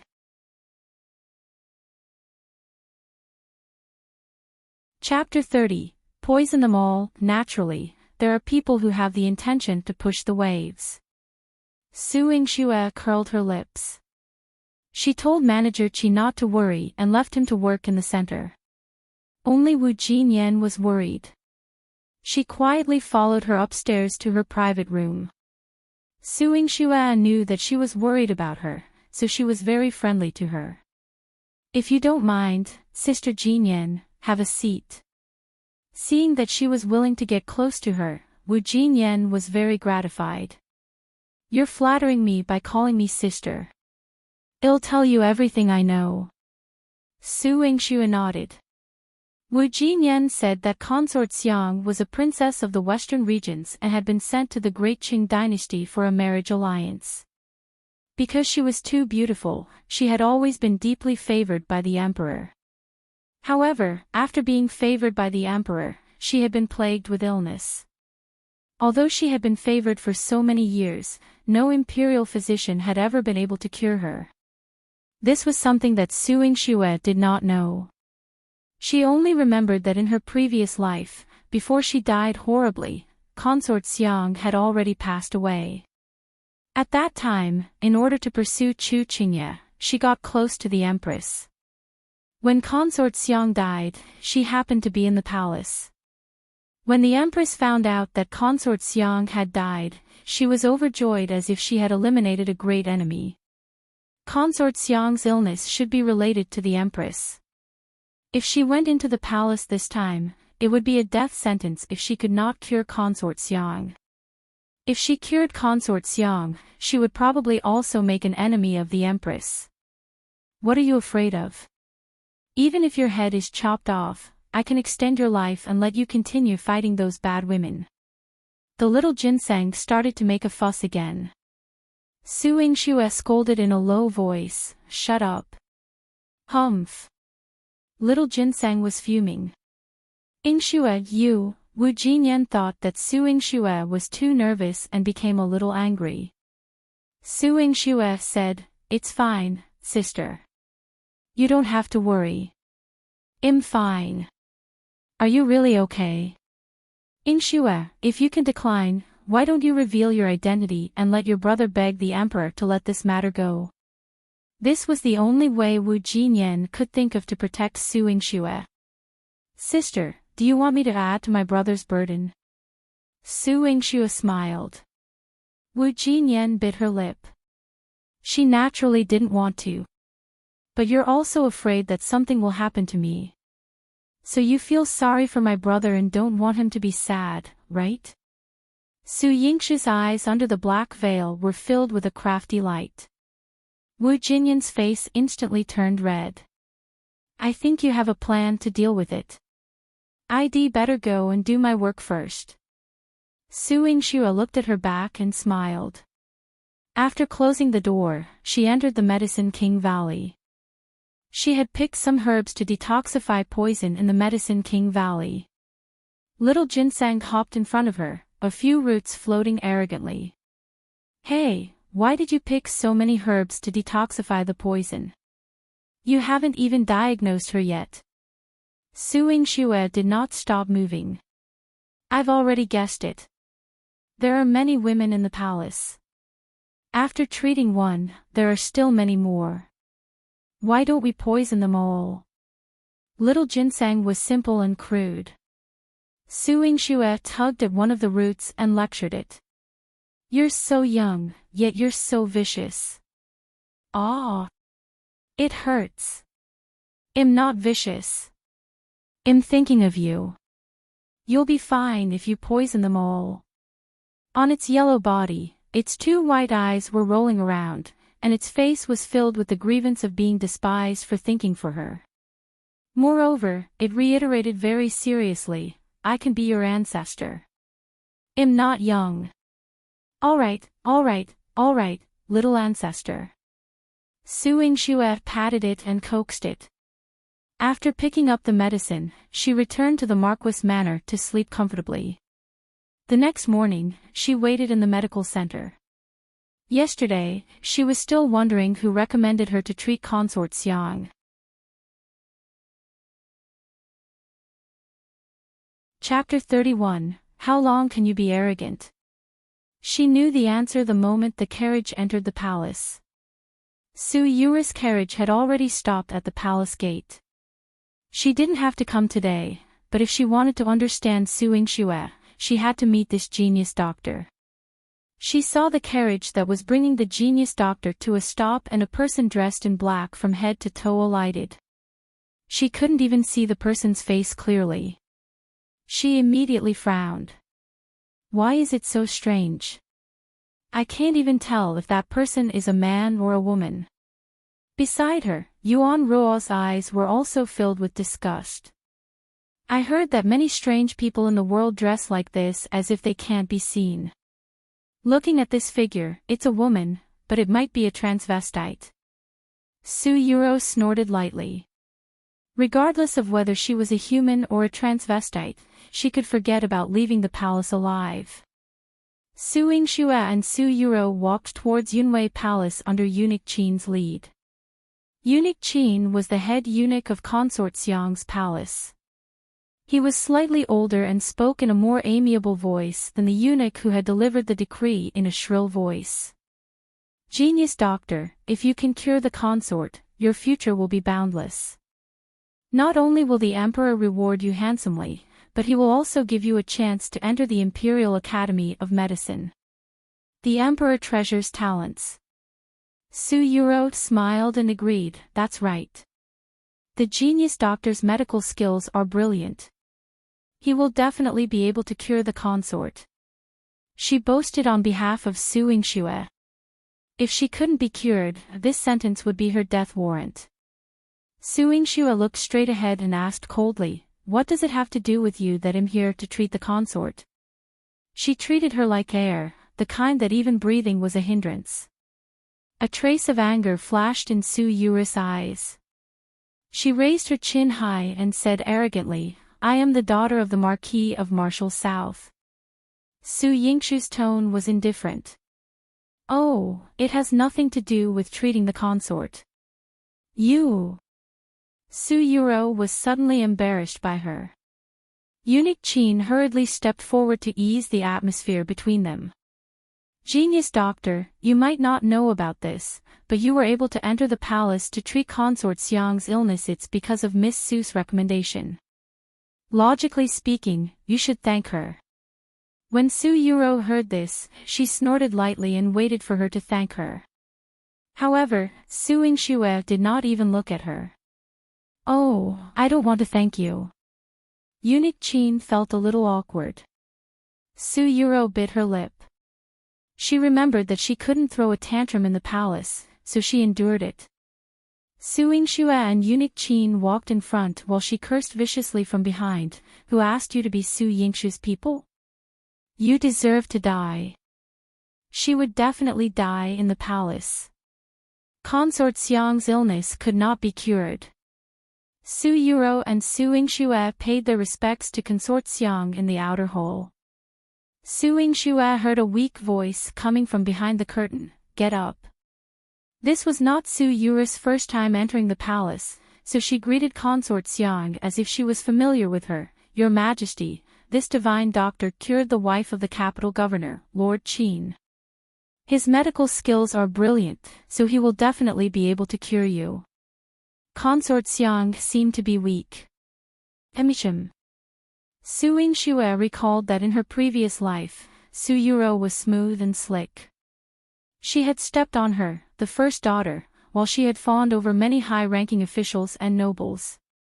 Now that she saw how familiar she was with Consort Xiang, Su Yingxue could not help but admire her. She was quite capable. Coincidentally, she was quite capable after her rebirth. Su Yingxue told Eunuch Qin, I will only treat people individually. Those who are not important shall leave. Her aura was strong, like a flower on a mountain peak, and her words made people not dare to disobey. After Eunuch Qin asked Consort Xiang for instructions, he brought Su Yurou out. Su Yurou's eyes were cold and merciless. Let's see how long you can be arrogant.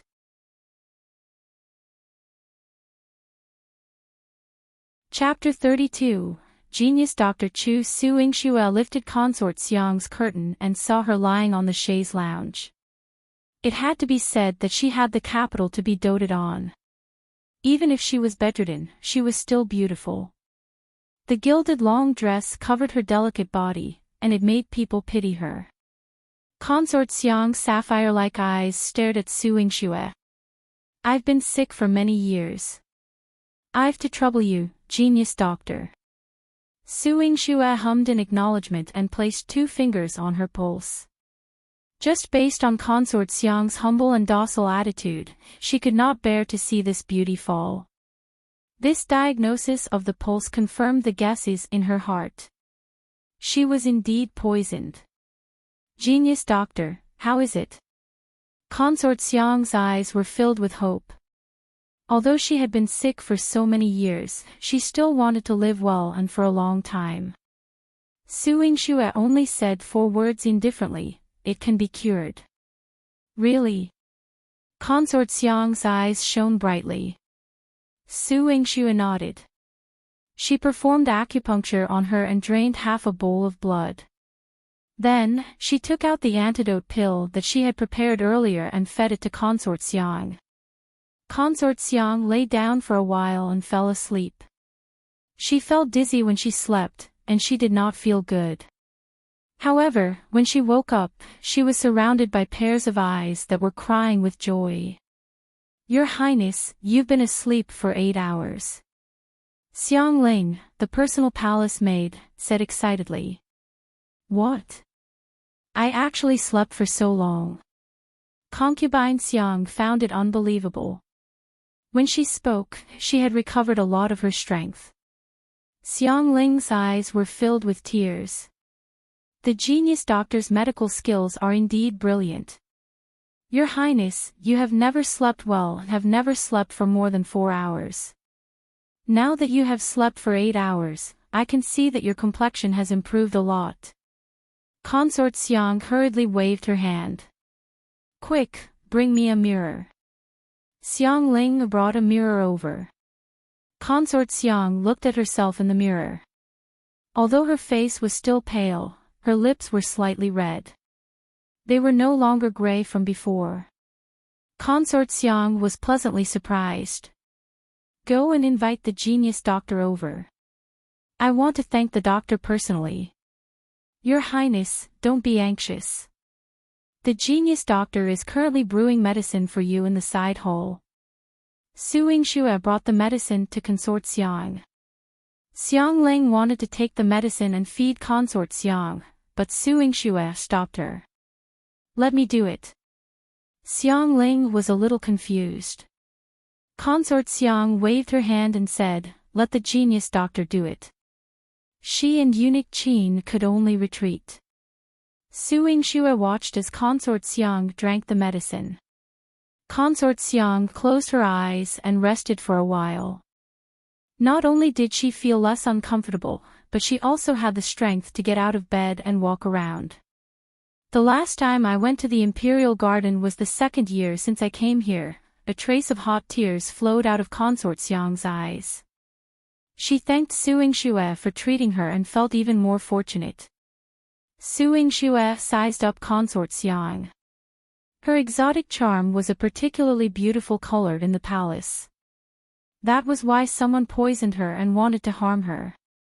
How should I address you, genius doctor? Consort Xiang's eyes were filled with joy, beautiful like a peerless gem. Looking into her eyes, Su Yingxue suddenly thought of Yihan. That stinky prince's eyes were also very beautiful. It was a unique beauty. My surname is Chu, she answered casually. Genius Dr. Chu, you have cured me. How should I thank you? Consort Xiang put on her shoes and was about to get up. Su Yingxue spoke out to stop her, it's best if you don't act rashly. I haven't completely healed you. But I feel much better all over. Divine Dr. Chu, if you give me some more medicine, will I be able to recover?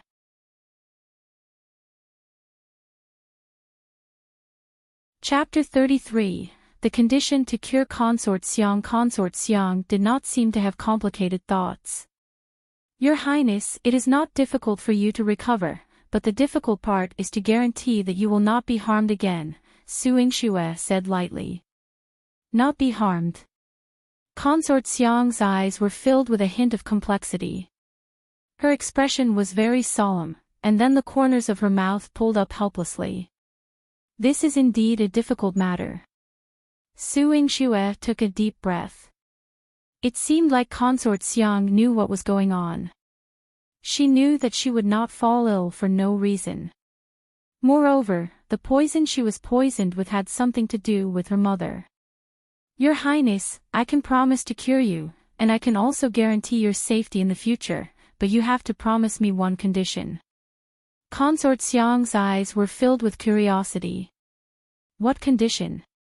I haven't thought of it yet. I'll tell you when I think of it. Yingxue drew up a prescription and handed it to Consort Xiang. Your Highness, give the prescription to the person who is the closest to you and can be trusted. From picking the medicine to boiling the medicine to bringing it to you, it can only be done by that person personally. This way, you can be guaranteed to recover from your illness. Consort Xiang nodded. Xiangling came with me to the palace, so there's no problem with handing it to her. But genius Dr. Chu, is there really nothing else you want? Even if you ask for a little reward from the emperor, I can agree to it. Yingxue shook her head. I'm not interested. She had no intention of fighting in the palace. She was curing Consort Xiang because she did not want to fall into the trap of others. She wanted Consort Xiang to make a promise so that she could investigate her mother's matter in the future. As for the rest, she didn't need to think too much about it and wouldn't cause trouble. Yingxue packed her things and walked out of the curtain with the medicine box. She saw that Yurou was still waiting outside. When Yurou learned that Consort Xiang could be saved, her heart was already in turmoil. Consort Xiang had been ill for so many years, so many years. How could she be cured? How was this possible?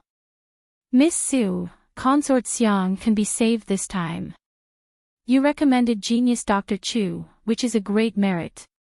However, when eunuch Qin came to tell Yurou this, Yurou still had to smile and respond, this is my duty. If Her Highness is healthy, I am happy for her too. Her heart was filled with jealousy and hatred, but she still had a glib tongue. She was very good at talking, and eunuch Qin also planned to ask for some rewards for her.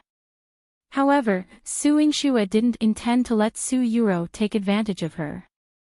Eunuch, I was the one who cured Her Highness. What does it have to do with her? Eunuch Qin was stunned. It was Miss Su who recommended you. Logically speaking, it was normal for the recommended person to be rewarded. Why don't you let her treat Her Highness next time? I won't be coming. Yingxue's tone was indifferent. Don't. Miss Su doesn't know how to treat illnesses, so of course, you have to come. Genius Dr. Chu, don't be angry. I won't ask for Miss Su's reward. Noticing how hostile Yingxue was towards Yurou, eunuch Qin hurriedly withdrew from the battle between the two of them. You're just a warlock. Why can't I be rewarded? Yurou stomped her feet in anger. If she received a reward, she could go back and show off for a long time. But this slut actually ruined her plans. If a warlock can cure Consort Xiang, can you? If you can, go ahead. Yingxue rolled her eyes. Yurou wanted to harm her. She cured the person, and Yurou even wanted a reward. Dream on. Genius Dr. Chu, is there anything else? Consort Xiang's concerned voice rang out. Yingxue happened to have something she was still unclear about, so she said, Your Highness, may I know what kind of relationship Miss Su has with you? Consort Xiang's voice carried a trace of doubt. Miss Su? Which Miss Su? Yurou was shocked and quickly took out a handkerchief.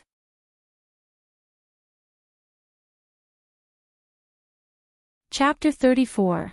Blocked by the Empress. Yurou was shocked and quickly took out a handkerchief. Your Highness, last year during the spring banquet, you dropped your handkerchief, so I picked it up for you. You praised me for having a pure heart, and you gifted the handkerchief to me. I have always been thinking about your Highness' health. When I heard that the genius doctor's medical skills were brilliant, I immediately recommended the genius doctor to your Highness. Su Yurou recounted the entire story and even took credit for it in a roundabout way.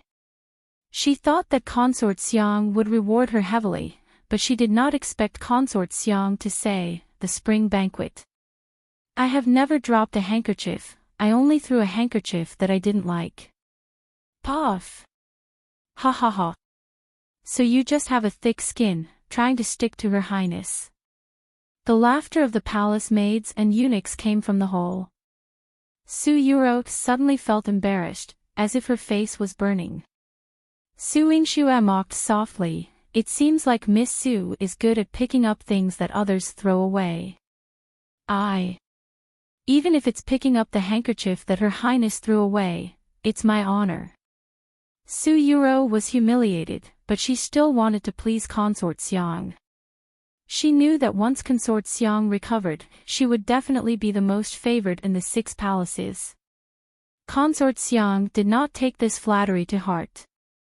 She did not have much of an impression of Su Yurou and simply thought that she liked the handkerchief, so she waved her hand and said, "Go and get some of my handkerchiefs and give them all to Miss Su." Su Yurou was stunned. Giving her handkerchiefs. That was it. She wasn't rewarded with gold, silver, or jewelry, and only gave her a bunch of worthless handkerchiefs. Su Yingxue saw that Su Yurou was in a daze and reminded her, "Miss Su, why aren't you quickly accepting her Highness' handkerchiefs? This is your greatest honor." The honor that she had mentioned was like a basin of boiling water, hurting her badly. Su Yurou had to endure it so that she wouldn't lose face in Consort Xiang's palace. After leaving Yunwei Palace, she stared at Su Yingxue's back with a vicious gaze. "How dare you tease me? I won't forgive you." She immediately took a detour to the Empress Palace. When Su Yingxue walked to the palace gate, it was already dark. The palace gate was not locked yet, but it was already closed. The guard told her that she couldn't leave after the time to leave the palace. Su Yingxue frowned. Was he not letting her leave? "Divine Dr. Chu, the Empress has invited you." A eunuch's sharp voice sounded from behind her, and Su Yingxue sensed that something was wrong. Just now, Su Yurou didn't come out with her, and now the Empress had sent someone to look for her. Su Yingxue thought to herself that she had underestimated Su Yurou's courage. The Empress Fengzhou Palace was luxurious and majestic. Every part of it revealed the extraordinary status of the Empress. In the main hall, Su Yurou sat in the VIP seat. She raised her chin at Su Yingxue and proudly demonstrated her strength. Su Yingxue slowly knelt down. "Greetings, Empress." The Empress did not say anything, but she exuded an air of pressure that was not angry. There was a slight pressure in the air, indicating her displeasure. When Su Yingxue knelt until her legs were numb, the Empress spoke coldly, "A commoner actually doesn't reveal his true appearance when meeting me. You are impudent." The word impudent carried deep anger. Su Yingxue nodded slightly. "Although I am a commoner, there is no law in the Great Qing dynasty that states that one must reveal their true appearance when meeting the Empress." Impudent. The Empress had been pampered for many years, but no one had ever dared to contradict her like this. Su Yurou smiled and quickly knelt down to console her. "Your Majesty, take care of your precious body. Don't be angry over this ungrateful martial arts warlock." Just now, she treated Consort Xiang and offended her in many aspects.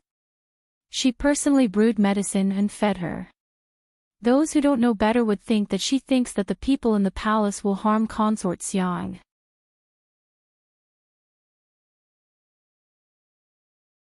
Chapter 35. I want this person, Your Majesty, the people in the palace are all managed by you. Wouldn't her actions make people suspect you? Her words had kicked Su Yingxue to the gates of hell. The Empress was already dissatisfied with her ability to cure Consort Xiang. Now that Su Yurou had provoked her, the Empress wanted to kill this person even more. Summon my order, this person was disrespectful to me, kill her immediately. The Empress acted decisively without any hesitation. Wait.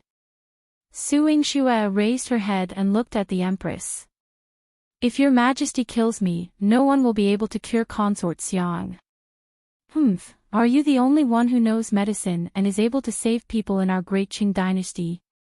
The Empress did not take her words to heart at all. Even though your Majesty thinks so, I wonder what the Emperor will think when he hears your words.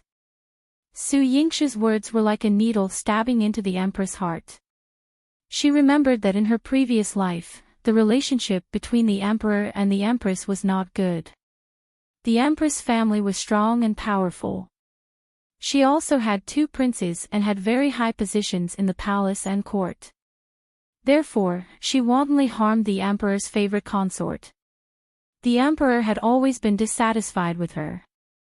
Consort Xiang's poisoning was also related to her. If the Emperor knew that it was her who delayed Consort Xiang's illness, then there would definitely be a huge dispute between the 2 of them.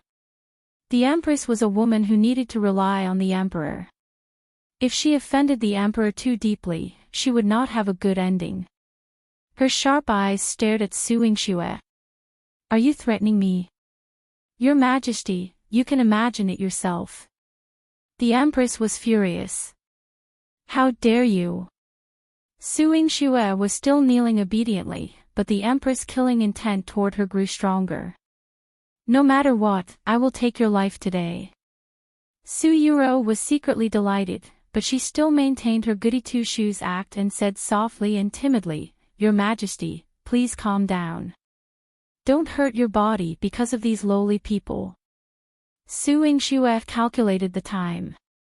The Emperor should have gone to see Consort Xiang and knew that she was trapped in the Empress palace. He would not let her, the only person who could cure Consort Xiang, die here. What are you waiting for?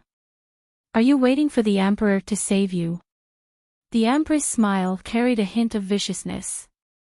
Let me tell you, even if the Emperor came today, I still won't let you walk out alive. Men, take off her hat first and let me see who she is, then drag her down and beat her to death. Su Yingxue was surrounded by palace servants. Just as she was about to deal with them and stall for time, an even heavier pressure suddenly pressed down on her. This pressure scared off the people surrounding her, and she suddenly felt much more relaxed. I want this person. His cold and arrogant voice carried a hint of seductive charm. Su Yingxue looked sideways and saw Yihan, who was dressed in a black python robe, walking over slowly. He was covered in moonlight, and his alluring face was shockingly beautiful. The corners of his mouth curled into an evil smile, which was evil and charming. Even though there was a layer of black veil between them, he could accurately meet her eyes and show her a teasing expression. Fuck. Su Yingxue recalled what this person had done to her and could not help but curse him secretly. Yihan wasn't so serious when facing Su Yingxue, but when facing others, he was so serious that it was irresistible. The Empress was still fuming. When she heard Yihan's words, she became even angrier for no reason. No. This person offended me, and I will definitely punish her.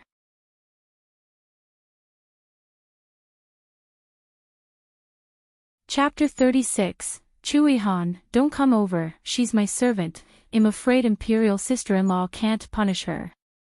Yihan grabbed Su Yingxue's arm and lifted her up. Hiss, Su Yingxue's legs were numb from kneeling, and she was suddenly lifted up. She lost her balance and fell towards Yihan.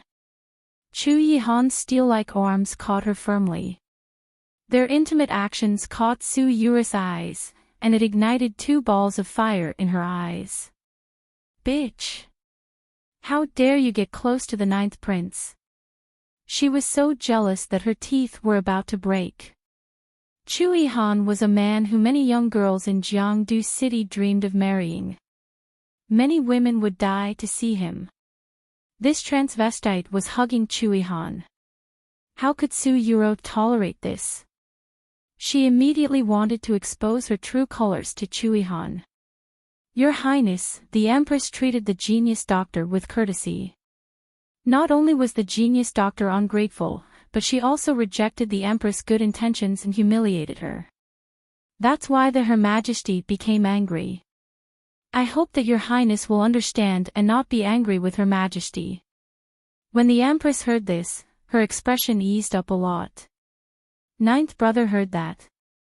It's not that I'm deliberately making things difficult for her, but she is just a commoner relying on her medical knowledge and looking down on me and the palace rules. As the Empress, I have no choice but to kill her to correct the palace. Yihan raised his eyebrows. Really? He lowered his head and looked at Yingxue. You look down on the Empress and the palace rules. Yingxue licked her lips. How was she going to explain? She had indeed done so, but she had done it to save her own life and was waiting for the Emperor to save her for Consort Xiang. Yihan was still waiting for Yingxue to answer him. Yingxue was too lazy to explain to him, so she nodded. Yihan raised his eyebrows. She was indeed different. Imperial sister-in-law, if there's nothing else, I will take her away first. Yingxue was speechless. Was His Highness going to look down on the palace rules and the Empress with her? There was a problem with what she did, but it didn't seem to be a problem for Yihan to do so. The Empress shouted angrily, "Stop! Ninth brother, I won't allow it." Yurou also hurriedly advised, Your Highness, don't be angry with the Empress for a commoner. Yihan didn't take Yurou seriously at all. He turned to look at the Empress and said, I'll take her away. He took Yingxue away and left the messy atmosphere behind in Fengzhou Palace. The Empress was so angry that she flipped the table. Yurou was even more stunned on the spot. She bit her lip, causing her pink lips to bleed. Why? What right does a lowly commoner have to gain the favor of the prince? But she couldn't. Yingxue was brought out of Fengzhou Palace. Seeing that she was walking slowly, Yihan deliberately slowed down his long legs. Your legs hurt? Yingxue nodded. Yes, I've been kneeling for too long. I will carry you. Yihan stopped and extended his arms to her. Yingxue retreated in horror. Your Highness. You must be joking. Letting him carry her in the palace. Yingxue moved quickly, not giving Yihan a chance to tease her again. Yihan looked at her panicking steps, and the corners of his mouth curled up into a dazzling arc. At the palace gate, Mochi stood guard in front of the carriage of the prince's mansion, watching his master and Yingxue come out one after the other. His master was like a spring breeze, but Yingxue was walking unsteadily as if her legs were weak. Mochi thought to himself, my master is brutal. He had already tormented Miss Su to this extent in the palace. Under Mochi's suspicious gaze, Yihan threw Yingxue into the carriage. Yihan, don't come over. Ah, it hurts.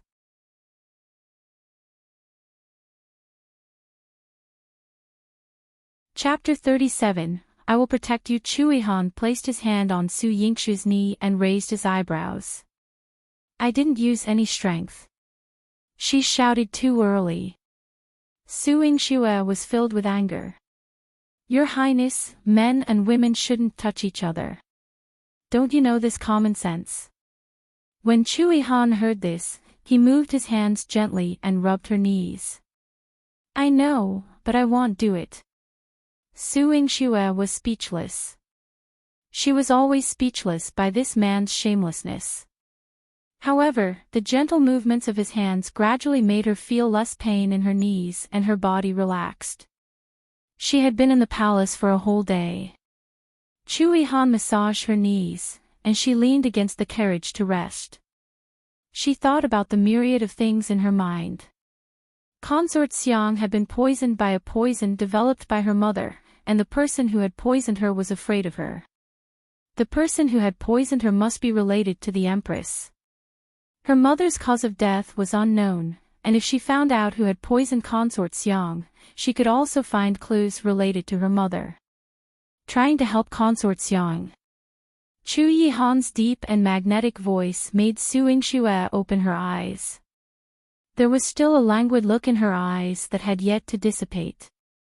She was like a loving cat, very gentle and obedient. Yihan's heart skipped a beat, and he subconsciously wanted to get closer to her. Yingxue quickly avoided him. After keeping a distance from him, she sat up straight and answered her question, "I just want to cure her." "Ha!" Yihan sneered. His deep and sharp eyes seemed to have seen through her thoughts.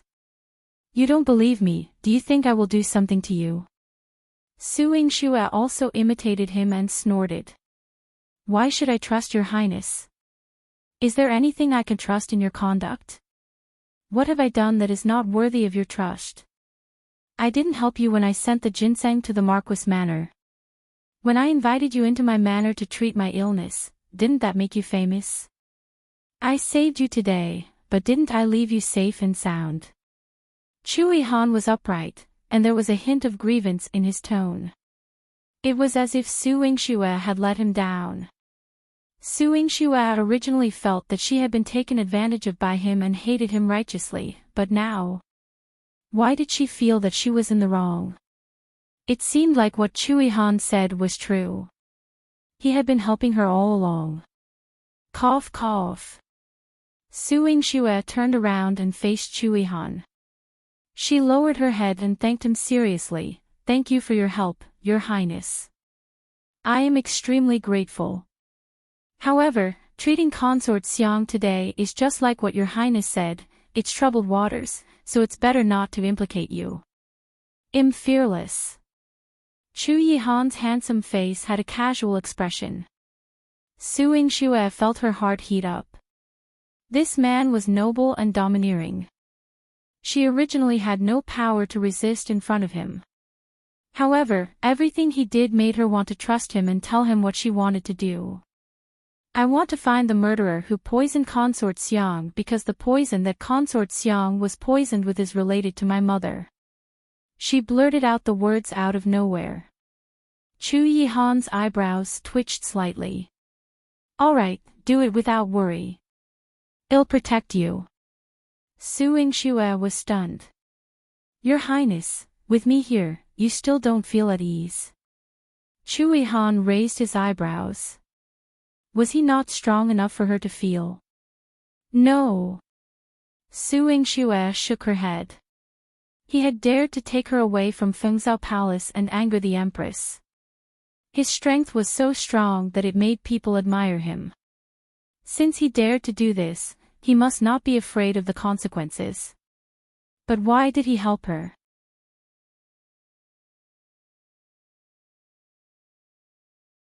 Chapter 38. Snatching the letter. Yihan's ability to read people's minds was especially effective against Yingxue. He patted Yingxue's head. "Don't worry and do it. With me around, no one will dare to touch you." Yingxue's face turned red. She quickly put on her hood again and said uncomfortably, "Thank you, Your Highness.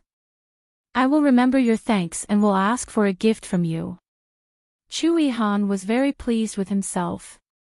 He sent Yingxue to the medical center. He knew that it was not convenient for her to return to the Marquis Manor like this. After she got out of the carriage, he immediately left. Yingxue stood at the entrance of the medical center and was stunned for a while. The temperature in her chest kept rising, and her face was flushed red. Yihan's words were still lingering in her mind. "I don't like the people that you dislike too." So, did he like her? Impossible. Su Yingxue shook her head and quickly threw this thought away. It was a little scary. Miss, you're finally back. Are you okay? Manager Qi was still waiting in the center. When he saw Su Yingxue's flushed face, he quickly showed concern. Su Yingxue shook her head. I'm fine. I'll go change first. She went upstairs.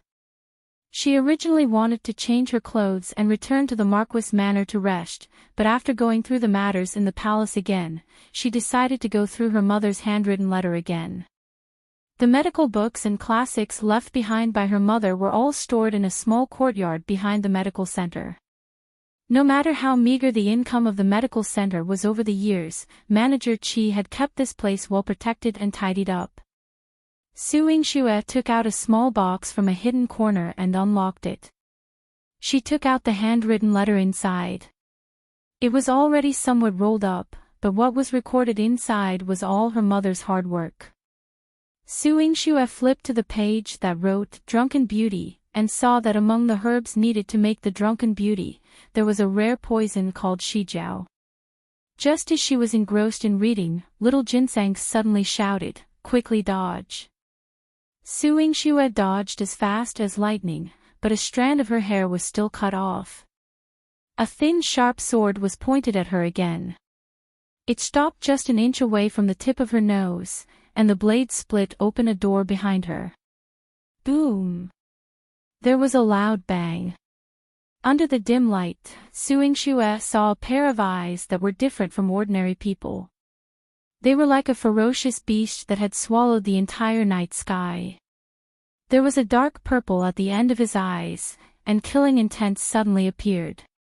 They were deep and dark. Su Yingxue had an accurate feeling that anyone he looked at would definitely die. Dying under his lightning-fast sword. However, he did not kill her. Su Yingxue suppressed the fear in her heart and tried her best to remain calm as she asked, "Who are you? What do you want?" The man's voice was naturally hoarse. "Silver Moon Pavilion wants the thing in your hand." Silver Moon Pavilion. A hint of surprise flashed across Su Yingxue's eyes. She followed the man to a palace. She didn't remember the way because she was blindfolded. The interior of the hall was cold and oppressive. The colors were dark, and most of the decorations were red. In front of Su Yingxue, there were layers of red gauze curtains. Through these curtains, she saw the outline of a woman. She had a graceful figure as she sat on the throne. A large red lotus was embroidered at the end of her black gauze dress. She treated Su Yingxue politely and said gently, "I'm sorry, Miss Su. I invited you to the Silver Moon Pavilion so late at night. It's because the assassin we sent this time was insensible." After saying that, she moved her finger. The man who brought Su Yingxue here, who was also standing behind her, was whipped ruthlessly.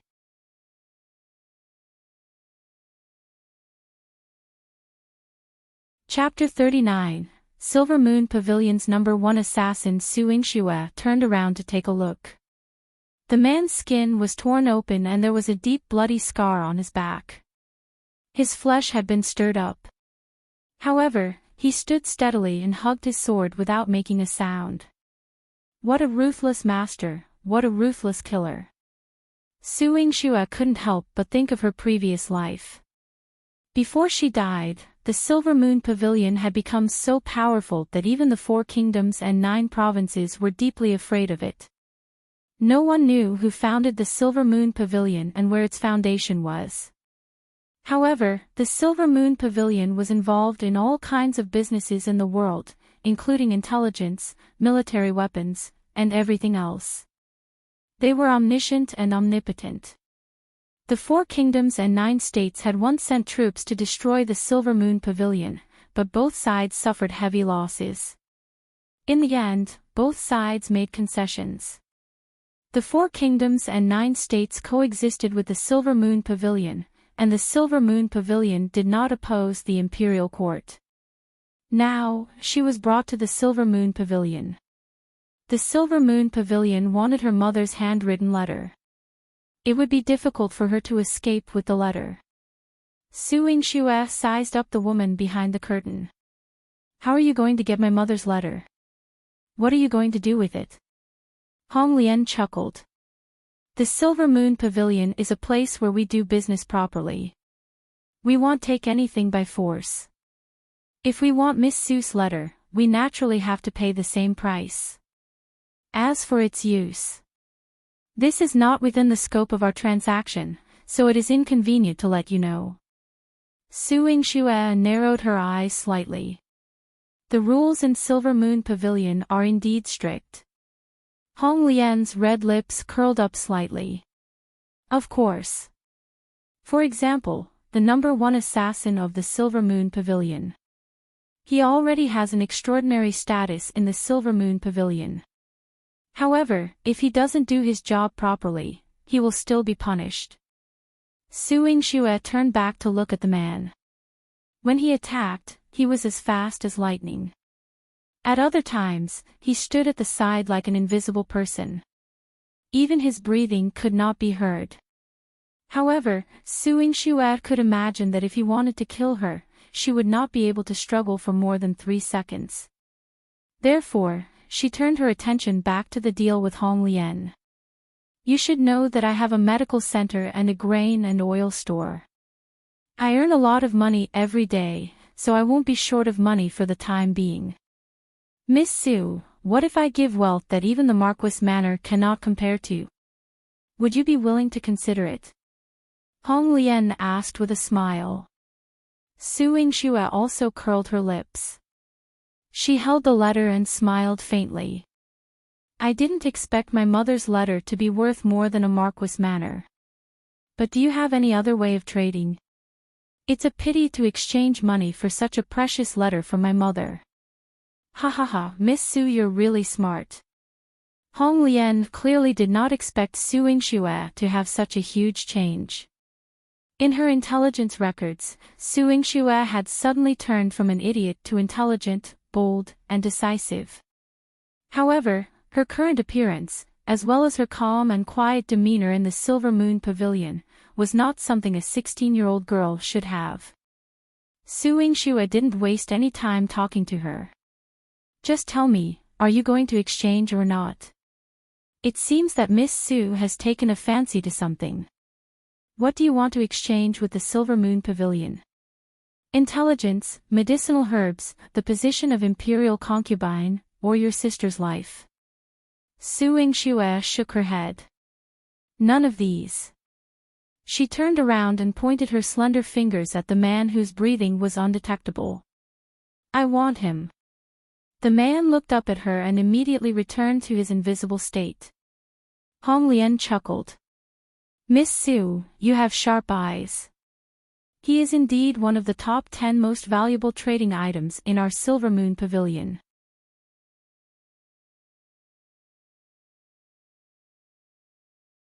Chapter 40. Cheated an assassin. Since it's a trade item, then it can be traded. The Silver Moon Pavilion should also abide by the rules. As long as you give him to me, I will trade my mother's letter with you. Su Yingxue's eyes were fixed on the man.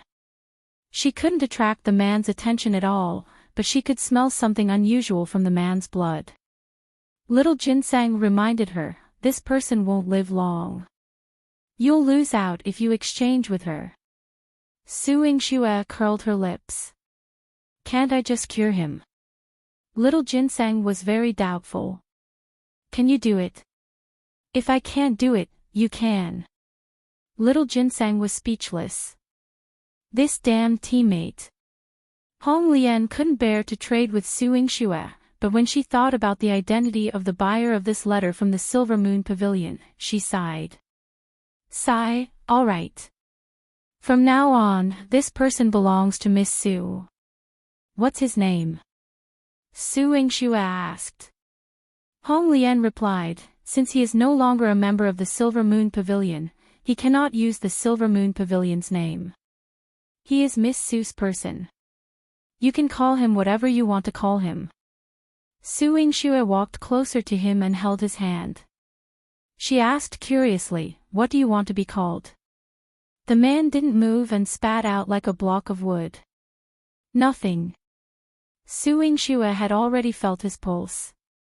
His martial arts were strong, but he was poisoned and would not live long. She took out a pill and stuffed it into his mouth. "You shall be called Ziwei from now on. Your eyes are very beautiful." After Su Yingxue said that, the man reacted. The gloominess in his eyes seemed to have fallen into a ray of light. "Ziwei. You don't like it?" Ziwei shook his head. "No." Su Yingxue fed him the medicine, but he didn't ask and just ate it obediently. Su Yingxue poked him. "Aren't you afraid that it's poison?" "Master, my life is yours." Ziwei's words were concise and comprehensive.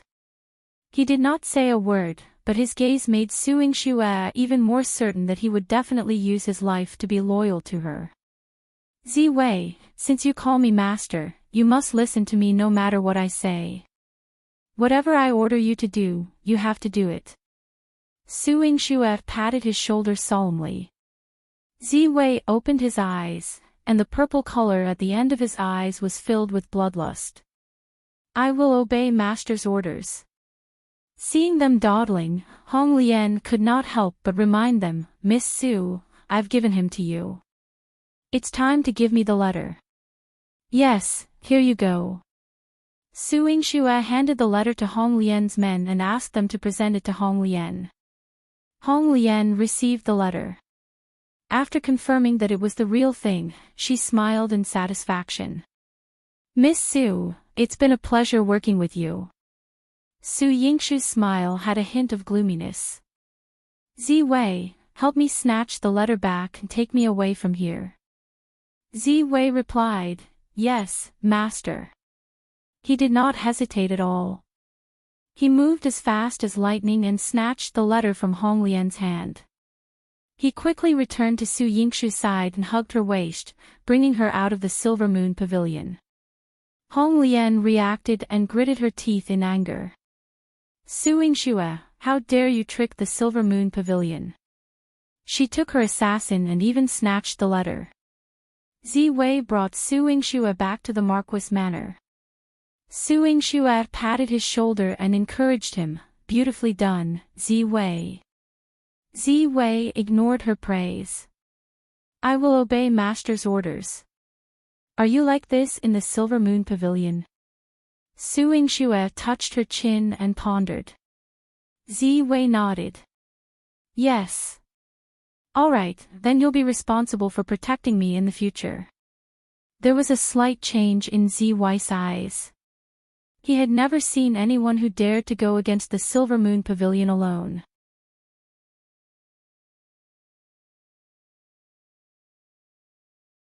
Chapter 41, Cure him, protect her for a long time, especially today. She played a cruel trick on the Silver Moon Pavilion.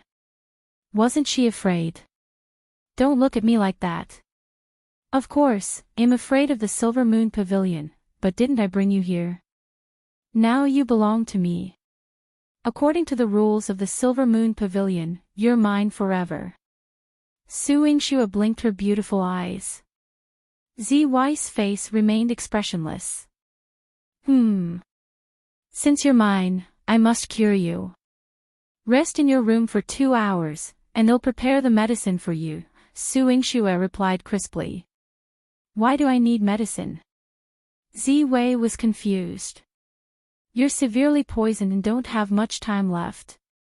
"I want to cure you," Su Yingxue answered clearly. "No need to make an effort." A trace of darkness crossed Ziwei's eyes. "Death is easier than living." "No. You belong to me, and you have great use for me. I can't let you die too soon. Behave, go rest over there, and I'll call you when the medicine is ready." Su Yingxue patted his shoulder and then turned around, disappearing behind the screen. Ziwei couldn't see her anymore, but his hearing was excellent. He could hear her rummaging and preparing the medicine, stirring a strange feeling within him. Su Yingxue came out with the medicine. Ziwei had been sitting by the table, but the moment he heard her faint footsteps, he opened his eyes, and a murderous intent filled the air. Su Yingxue handed him the medicine. Drinking it will alleviate your pain. Ziwei took the medicine and drank it all in one go without any hesitation or doubt. Su Yingxue couldn't help but laugh. Aren't you afraid that I might have given you poison medicine? I'm not afraid. Is that all you can say? Yes. Su Yingxue sighed inwardly. Just as she expected, he wouldn't say more than a word. Before going to sleep, she instructed, you can rest in my courtyard for the next few days. You can choose any room you like. Ziwei didn't nod. With him guarding her, Su Yingxue could sleep peacefully, even if she was worried about the Silver Moon Pavilion's retaliation. After all, this person's martial arts were truly unmatched. In the future, if he wasn't taken away by her, he would be sent to kill the Emperor of Dongzhou and bring back his head. Although Su Yingxue didn't know who had given the order, her memories from her previous life were enough to let her know that this person could protect her.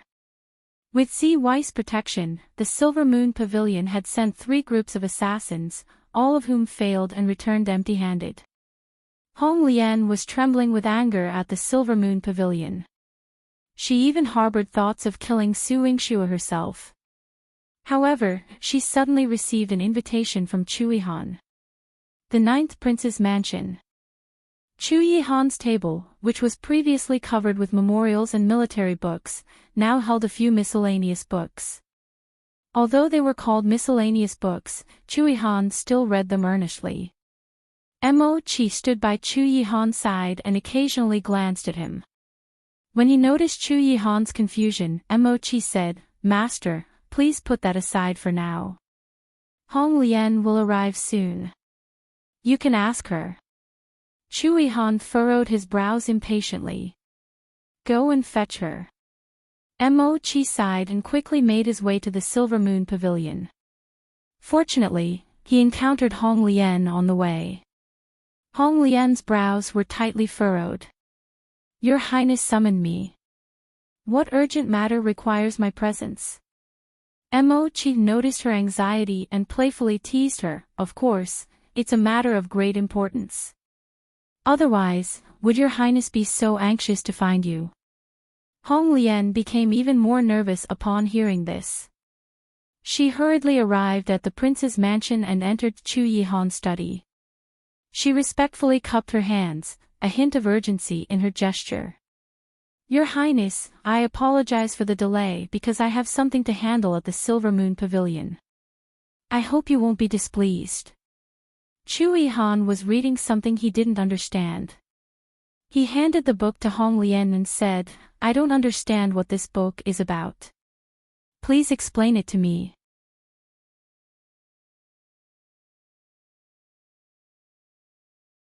Chapter 42. Who is Yihan going to marry? Hong Lian thought it was some kind of extraordinary puzzle, but when she looked at it, the contents of the book surprised her. She flipped through the cover, and it boldly read, 100 Ways to Coax Women. Your Highness, Hong Lian felt shocked and disbelieving, almost thinking she hadn't woken up properly.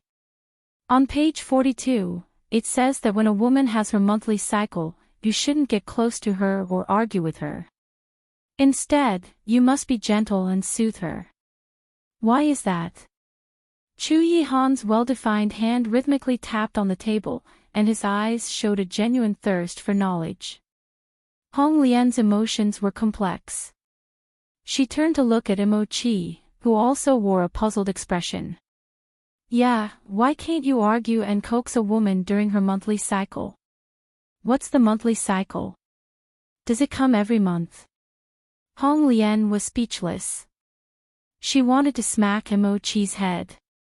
Your Highness, please forgive Hong Lian's ignorance. Why are you suddenly reading these books? You're not yet married, so it seems unnecessary for you to go through them. Hong Lian's heart trembled, concealing her deep respect and admiration. But the pain was hard to conceal. She knew that the woman who made Yihan read these books was not her. But who was she exactly? Intending to marry a princess, and Mo-chi found these books, saying they should be read before marriage. Yihan furrowed his brow. He was a genius widely praised throughout the great Qing dynasty, and he had never encountered a problem he couldn't solve. However, he truly didn't understand some of the content in these books, nor did he know how to put them into practice. For example, the part about not getting close to her just now. Whenever he was with Yingxue, he couldn't help but want to be close to her. If he married her in the future, not being able to get close to her for several days was something he couldn't bear. Who does your highness intend to marry? What woman has caught your highness' eye? Hong Lian felt as if her heart had been struck heavily, forgetting about the difference in their status and revealing her inner pain. Hong Lian, this isn't something you should ask. Mo-chi quickly pulled her back and discreetly reminded her. The air suddenly became heavy and stifling. Hong Lian lowered her head and apologized, Your Highness, I have overstepped my bounds. Please forgive me, Your Highness. Yihan grunted in acknowledgement, his voice clearly showing displeasure. He asked her to bring the book over. Do you know why? Hong Lian forced a bitter smile, every word carrying a tinge of bitterness. The monthly cycle refers to a woman's menstrual cycle, which occurs for 3 to 7 days each month. During this time, a woman's body is weakened, and she becomes irritable and easily angered. That's why you shouldn't get close to her and need to be patient and understanding in your interactions. When she has her menstrual cycle, what can I do for her? Yihan's eyes, filled with seriousness, felt like another stab in Hong Lian's heart.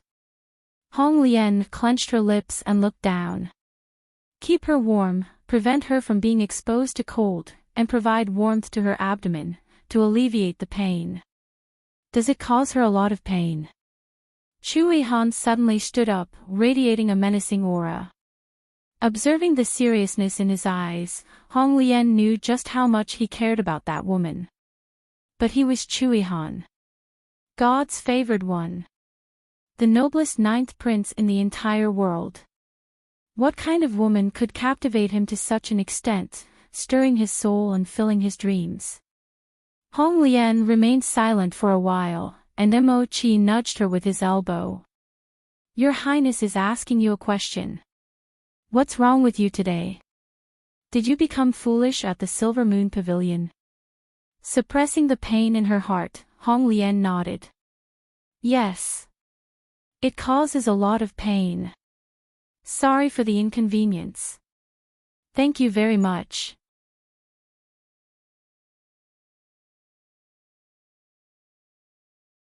Chapter 43. Purple Tail's character Yihan tightened his grip on the book. He felt uneasy at the thought of her enduring such intense pain for a few days every month while he could do so little for her. Hong Lian walked out of Yihan's study room in a daze. Mo-chi kindly accompanied her, saying, Hey, what's wrong with you? Are you tired from working at the Silver Moon Pavilion? Hong Lian shook her head. Not tired. Do you know who the woman your highness is interested in? Mo-chi chuckled. You know your highness' temperament. How could I possibly tell you about that? Why can't you tell me? Tell me. Hong Lian grabbed Mo-chi's collar, her emotions rising. Her enchanting eyes turned slightly red, making her even more alluring. At least in Mo-chi's eyes, she was beautiful. However, as Yihan's trusted confidant, he looked helplessly at Hong Lian. You also serve a master. Would you dare to tell me about your master? After hearing this, Hong Lian took a deep breath and let go of Mo-chi. Her voice carried a thick sense of disappointment. One overstepped my bounds. As Mo-chi looked at the blooming lotus flower on her red dress, a trace of regret appeared on his face. You overstepped your bounds, and so did one. From the moment he laid eyes on this woman, he had overstepped his bounds. Su Yingxue had been nursing Ziwei in the Marquis manor for a few days, and his complexion had improved significantly since their first meeting. One could tell that despite his cold and expressionless face, there were remarkable features. If he were dressed up and placed among the young masters of wealthy families, he would stand out. Yihan thought he was handsome. Su Yingxue instructed her to bring the medicine to Ziwei. With a cheerful smile, she approached him. Ziwei, the medicine Miss asked me to bring.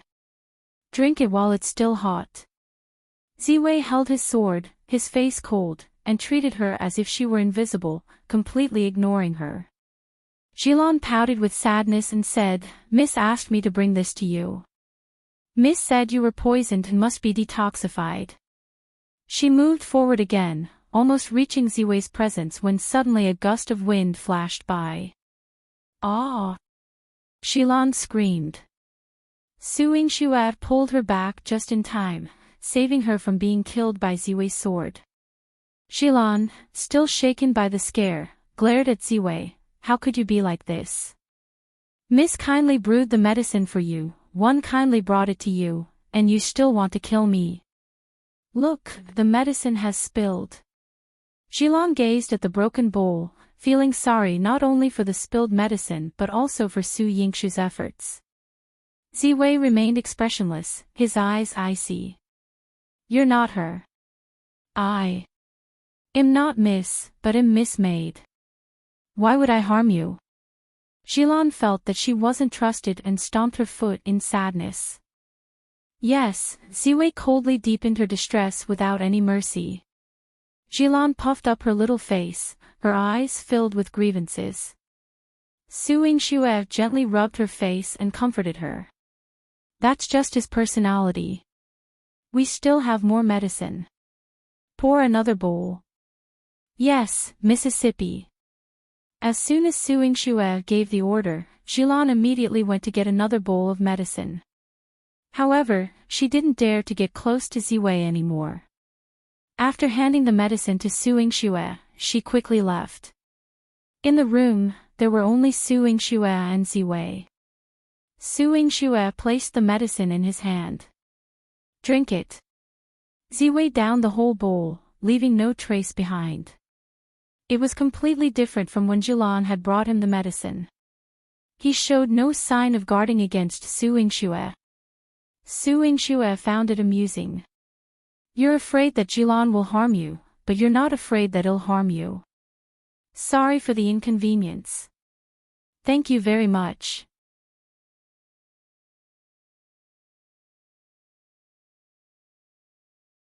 Chapter 44. Chu Chengye acting on the edict, it doesn't matter. Ziwei's eyes were gloomy, and his cold, emotionless statement made Su Yingxue sense a hint of desolation. I remember you said that it doesn't matter if it's the master wants to take your life. Ziwei nodded.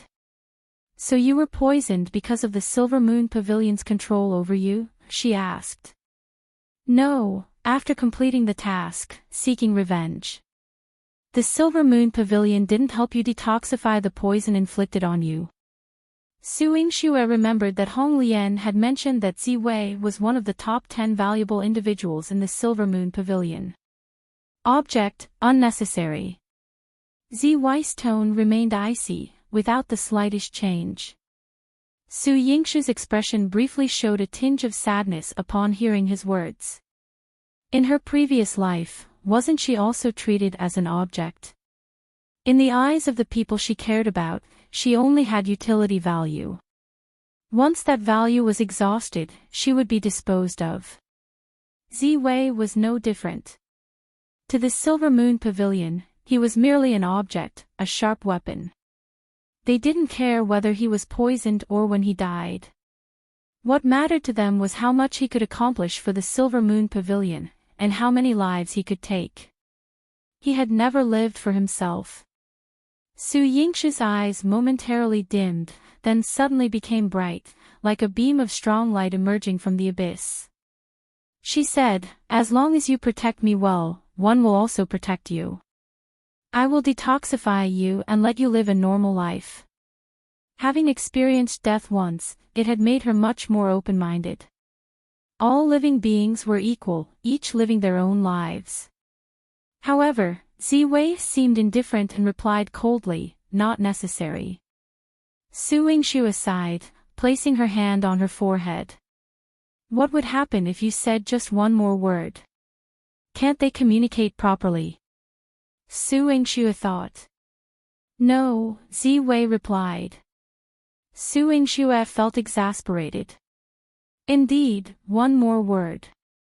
Well, forget it." She would change her long-term goal into a short-term one, focusing on keeping him alive for now. With Ziwei protecting her on behalf of the Silver Moon Pavilion, Su Yingxue wasn't too concerned. However, since she had promised to cure Consort Xiang, she anticipated a constant stream of troubles within the palace. This morning, she had been contemplating countermeasures when someone came knocking on her door. Clad in a moon-white brocade robe with delicate golden patterns, outlining the aura of a prince, Chengye instantly became the center of attention upon his arrival. Inside the medical clinic, several married women blushed and turned their faces away. 2 rows of guards stood behind Chengye, carrying a box. He looked ahead arrogantly. "Where is the boss? Come out immediately." Manager Qi glanced at Su Yingxue, who was busy tending to the medicine cabinet, and approached Chengye politely.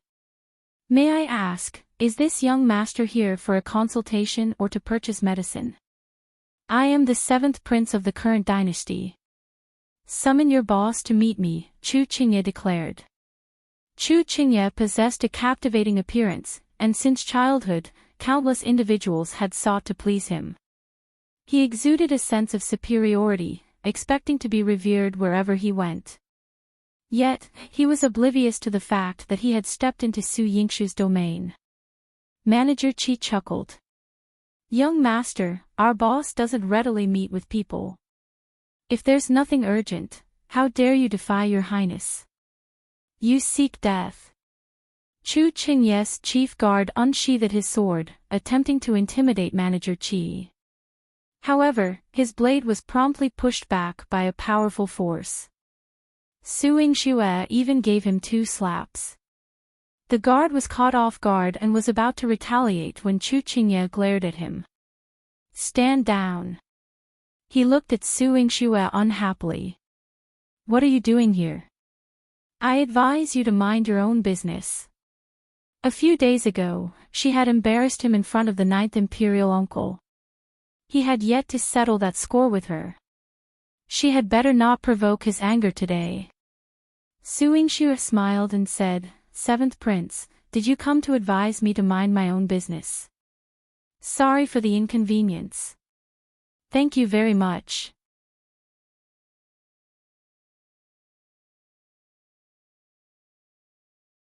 Chapter 45, Su Yingxue, don't give me too much, are you the owner of this clinic? Chengye's eyes held both shock and disbelief.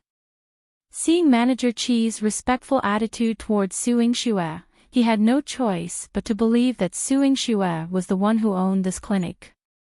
Su Yingxue tidied up the stray hair on her forehead. "Didn't my sister tell you about our extraordinary relationship? Why didn't she inform you?" "Su Yingxue, don't take advantage of me. Come here." Chengye forcefully dragged Su Yingxue to the back hall. He frowned, and his eyes were filled with disgust and inquiry. "Where did you get the money to open a clinic? And that genius doctor, where did you find him? What does it have to do with you, your highness?" Su Yingxue looked down at her hand. "How does it not concern me? Su Yingxue, you are engaged to me, and your blatant appearance in public like this is simply ruining my reputation. Call the genius doctor in your clinic immediately. I want to take her away." Chengye felt indignant. It turned out that Su Yingxue, who had been pursuing him, was capable. It had only been a few days since he treated her coldly, and she had managed to establish such a large clinic and hire such a skilled doctor. She was deliberately deceiving him. Your Highness, if you haven't fully woken up yet, go back and get some more sleep. I'm busy here and don't have time for you. Su Yingxue sneered and shook off Chu Chengye's hand, ready to leave. Su Yingxue. Don't blame me for not giving you face. Chu Chengye raised his chin and ordered his men to open the box. Inside, entire box was filled with glittering, golden light that dazzled many people's eyes. This is enough to buy 10 of your clinics. One want your clinics and your people. Chu Chengye declared arrogantly. So much gold. Su Yingxue's eyes showed a hint of disbelief. Chu Chengye, seeing her reaction, snorted coldly, and his disdain for Su Yingxue deepened. Su Yingxue clicked her tongue and sighed, Your Highness, this amount of gold is too little for my clinic. She waved her hand. Manager Qi, throw it out. Yes, miss. Manager Qi called over a few assistants and carried the box out. Following Su Yingxue's instructions, they threw the box out. As a result, when Chu Chengye's chest of gold spilled out onto the street, it caused a commotion, and people started scrambling for it. Are you all useless? Hurry up and go after them. Chu Chengye angrily commanded his subordinates. He turned around and glared at Su Yingxue. How dare you go against me? Su Yingxue nonchalantly popped a meatball into her mouth, wearing an innocent expression. It's not the first rhyme. Why are you so surprised, Your Highness? Puchi. Manager Qi couldn't help but burst into laughter. Even Wu Jinyan covered half of her face, chuckling softly. Su Yingxue, what do you want to hand over that genius doctor? Chu Chengye's fair complexion turned red with anger. Su Yingxue looked at him playfully. Even the anger she caused him was bearable for him. It seemed that the Empress had given him a task to find someone here, but due to her connection with Liang Jin, he didn't dare to act rashly, so he resorted to using gold. However, that box of gold was truly insufficient. The price one want, Your Highness can't afford. Your Highness, the door is over there. Take your time leaving, Su Yingxue said with a polite smile. Stubborn. Chu Chengye shouted coldly and stormed out. He hadn't completed the task given by his mother, but he couldn't resort to violence in the clinic. Su Yingxue's attitude had ignited an unprecedented anger within him. Sorry for the inconvenience. Thank you very much.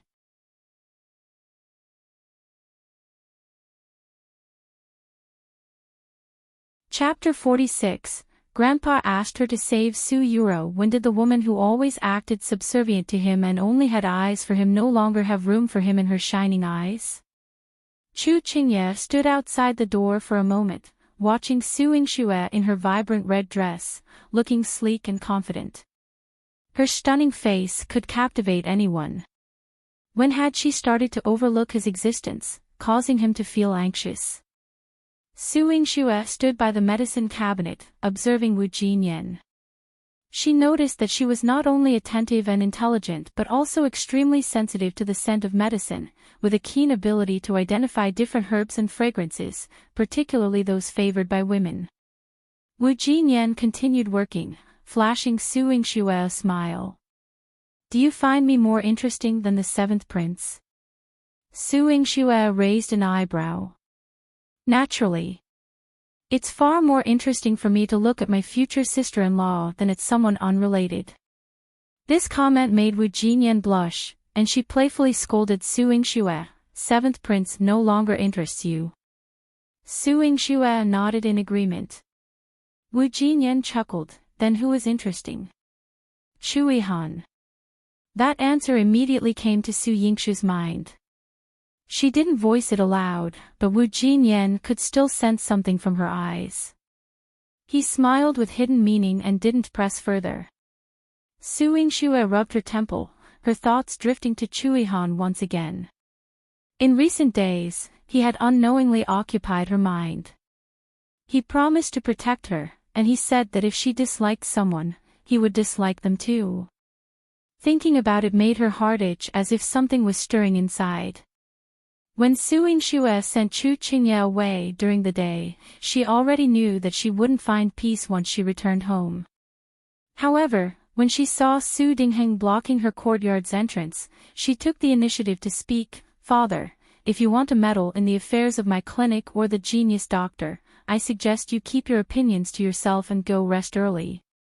After all, he had recently coughed up blood because of her. If it happened again, it would waste her medicine. Several strands of white hair adorned Su Dingheng's head, and his complexion was not in good shape. Even his reproachful tone was much weaker. "You still dare to say that? If it weren't for that genius doctor in your clinic, Ruer wouldn't be trapped in the palace right now." A flicker of surprise crossed Su Yingxue's eyes. "Really?" Su Dingheng nodded with bitterness. "It has been several days, and I haven't seen her even when I went to the palace. I have no news about her. If it weren't for that genius doctor entering the palace to find her, Ruer's return would be uncertain." "Oh," Su Yingxue replied indifferently, pinching the space between her eyebrows. "Father, I'm tired. I will rest first." "Su Yingxue, do you have no conscience? She is your biological sister. How can you watch her suffer in the palace without knowing her fate and not save her?" Su Dingheng's eyes turned red as he scolded her as if Su Yingxue had committed an unforgivable offense. Su Yingxue wanted to innocently tell him that Su Yurou had brought this upon herself.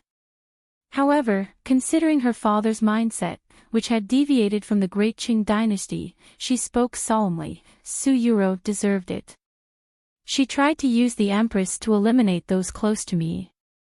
If I haven't lost my mind, I would never trade my reputation for her release. Father, wash up and get some rest." "Stop. You unfilial daughter.